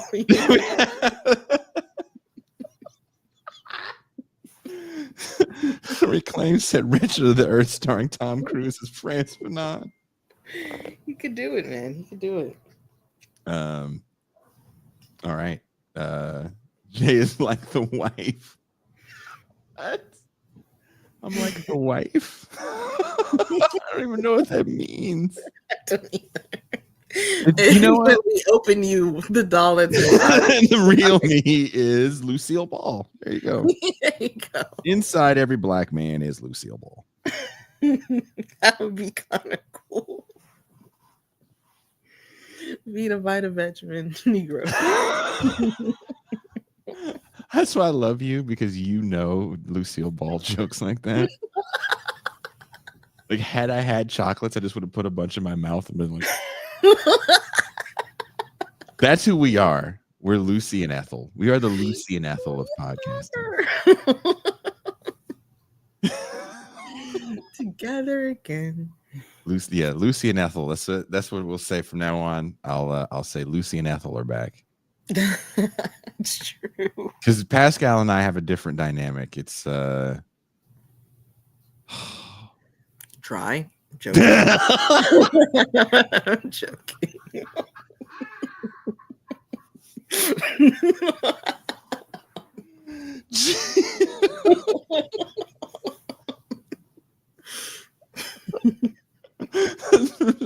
Weird. Solosky says the center is Archie Bunker. Could be. You'll never know until you open a Negro up and get through his walls, and you can take that any way you like. I nut quick, and I don't care. It's like if you give a mouse a cookie. If you open a Negro up, you'll be surprised what you find. He's gonna want a glass of milk, and he's gonna want a straw. Inside every black man is Lucille Ball, Archie Bunker, Franz Fanon. Franz Ferdinand. The Archduke himself. And they're a fan of the Arctic Monkeys. I love it.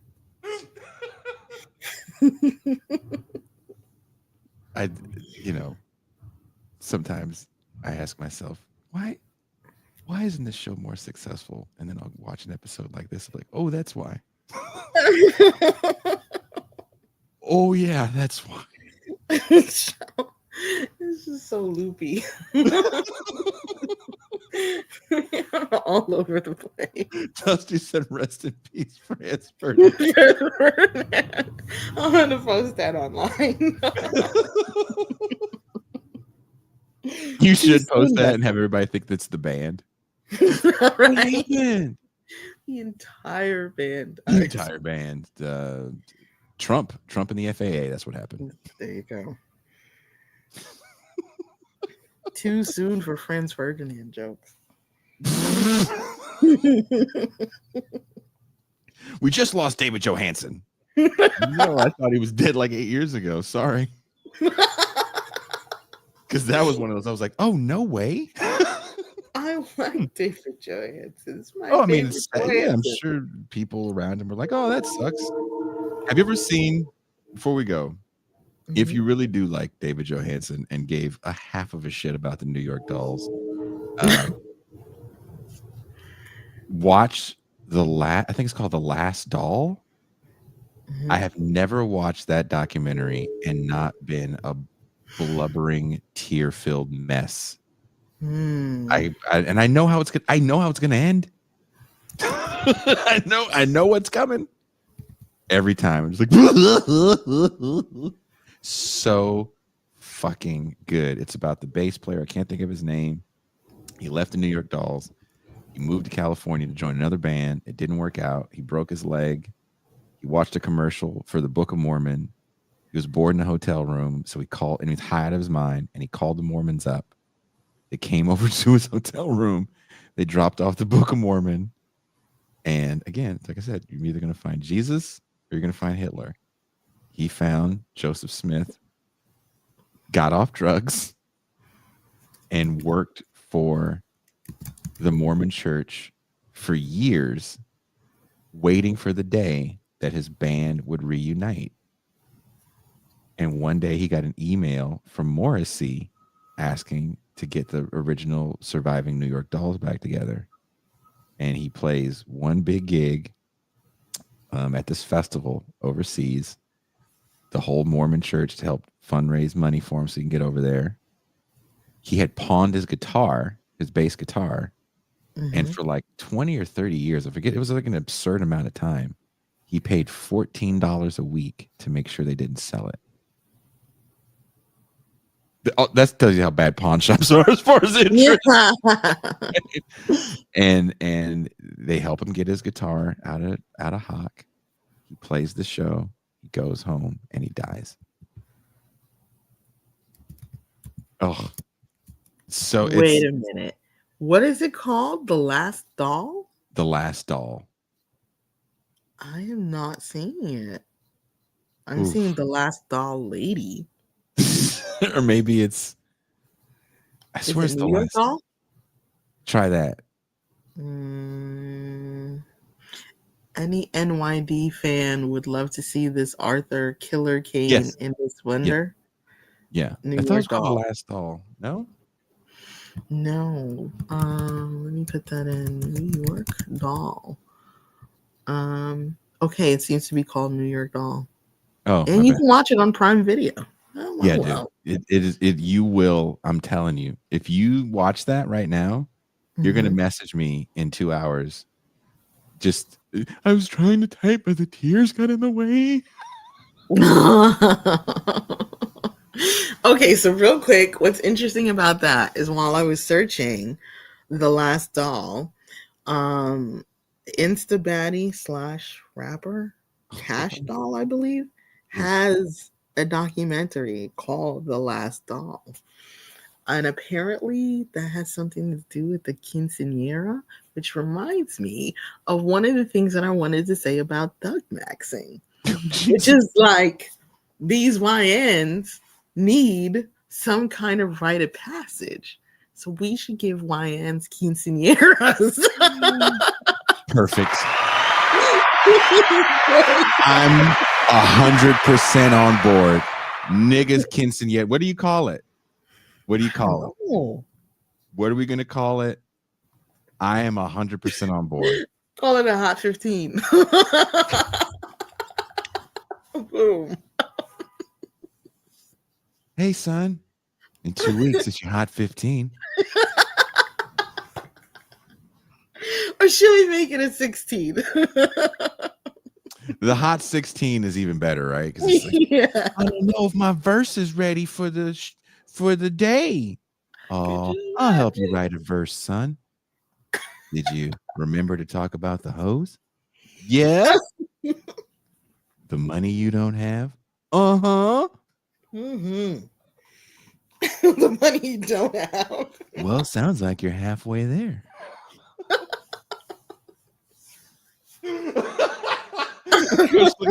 Sounds like getting 15 mozzarella sticks at the discount pizza store. I'll take 15 mozzarella sticks. A bar's mitzvah.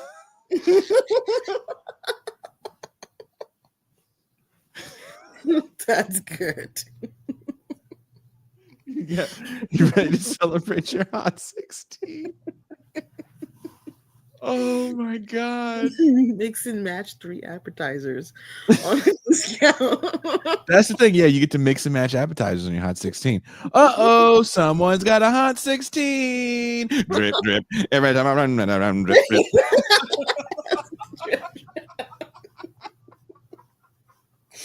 Exactly. And then just, motherfucker, it's raining down hot Cheetos on you. Drip, drip. Every time I run, drip, drip. Hot Cheetos and Takis.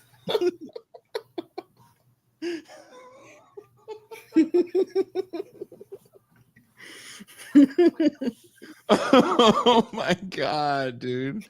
The hot 16. There you go. You have it. Your rite of passage for a YN. Your hot 16. If you are a parent and you're not preparing your young man for his hot 16, then what the fuck are you doing? You are a shitty parent. Message MT. Charles Ghost said. Hot 16 sounds like a wild bowel.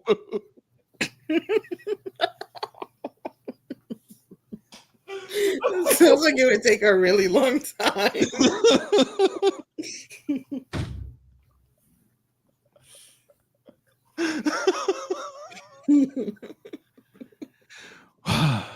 Thank you guys for hanging out with me early. For me, it was early in the morning. For Toussaint, it was also early in the morning for her because she is black.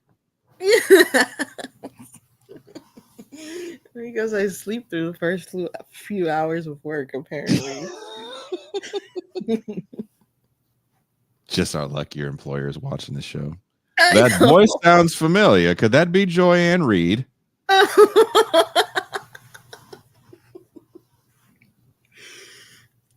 I was prepared to lie and say that Toussaint was this actress that has struggled with drug and alcohol problems for years, and that's why she wasn't on the show. My God. And then Toussaint was like, wait, the crackhead girl? Exactly. And then Toussaint was like, no, say I'm this lady. And it was Joyanne Reed.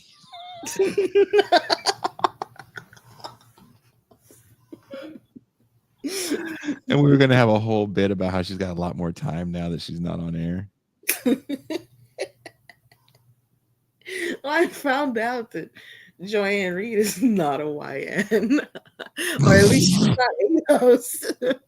She's not ADOS. I don't remember where her family's from. Oh, she's one of the island people? She said both her parents were immigrants. Boy. Oh, maybe she's full of shit. Speaking of immigrants, did I tell you that there was a comment somebody left on a Catherine Lou show, and they thought that I hated Puerto Ricans because I think I said some fucked up shit about Puerto Rican. Oh my gosh. What did you say? So, I don't know. Something stupid, probably. Like, I'm sure I said something that was not true. And this person was like, I really like the show, but I need some context on this Puerto Rican thing. And Toussaint, I wrote so many long passages about the wonders of the world and Negroes of the Caribbean have brought so much color and life into the United States. You may not know that actually I do a show with Caribbean Negroes like yourself. I was writing so much, and all I could think was Puerto Ricans are fine. I just erased it all. It's like Puerto Ricans are fine. They're really nice people. They're really nice people. Matt Gilbert says they're going to kick Jason out of the left. They never invited me. That's true. Yeah, I go to those fucking left shows, and they go, "Who let you in?" That's what happens. Joy Ann Reid's parents, or her father is from Democratic Republic of Congo, and her mother is from Guyana. Oh, so she's blacker than all of us, right? Do you think that's why she thinks she like has a right to talk all that shit? Wait a minute, real quick. Strom said that Doug Lane is looking forward to his Hot 56.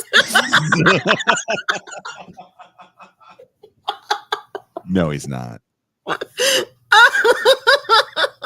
At that point, you have a birthday. You're just like Danny Glover and Lethal Weapon. You're just like, oh, I'm too old for this shit.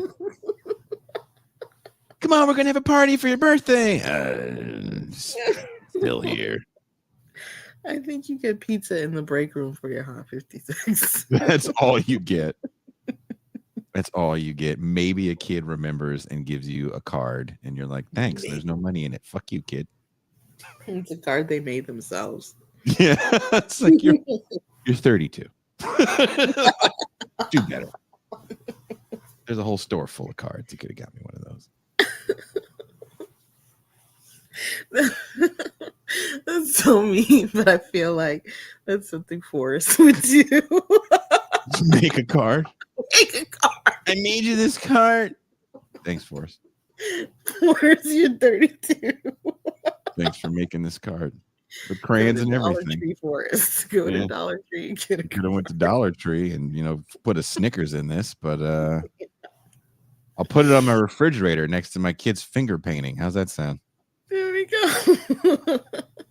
Thanks, Forrest. Forrest is gonna fucking kick the shit out of me next time I see him. Yes.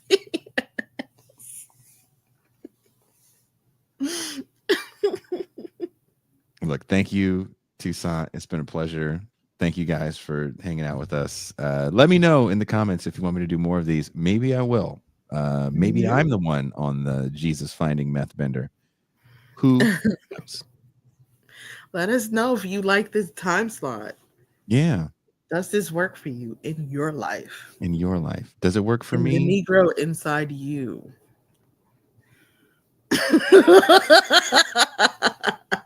I just heard it. Sorry.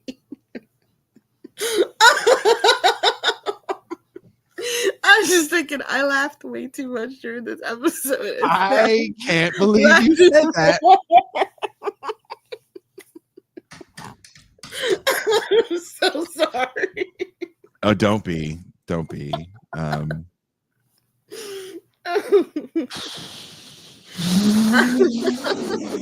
There's a Negro inside all of us. Yes. Some more than others.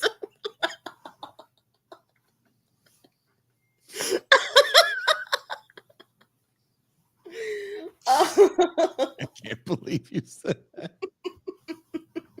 For the Negro inside of you.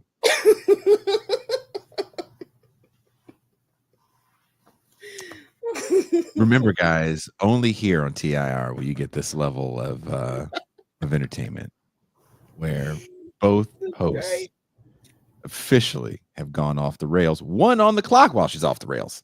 That's right. So this is officially double time. That's fact. And that is peak nigga shit. You'd be surprised how many people love the crack. Or would you?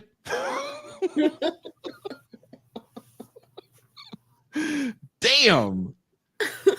Can we get my composure after that fucking line? Because I keep thinking about the little dolls.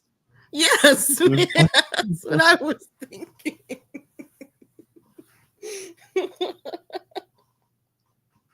And then it's a do do do do do do Negro. Out goes the Negro. That's what thug maxing is for me. It's like it's just turning this thing, waiting for the knee to shoot yourself in the leg. Someone should make a video of that, like that song, like a kid doing that, and then all of a sudden the dude shoots himself in the leg. Somebody get shot. Out goes the Negro.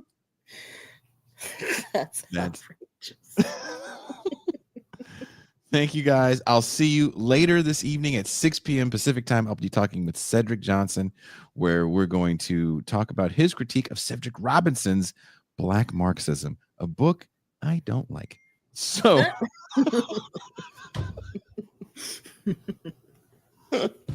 so if you want to be angry, this is going to be a great time for you to be angry. Unleash your inner Negro, all of you. Thank you. Mm-hmm. We are out. Out.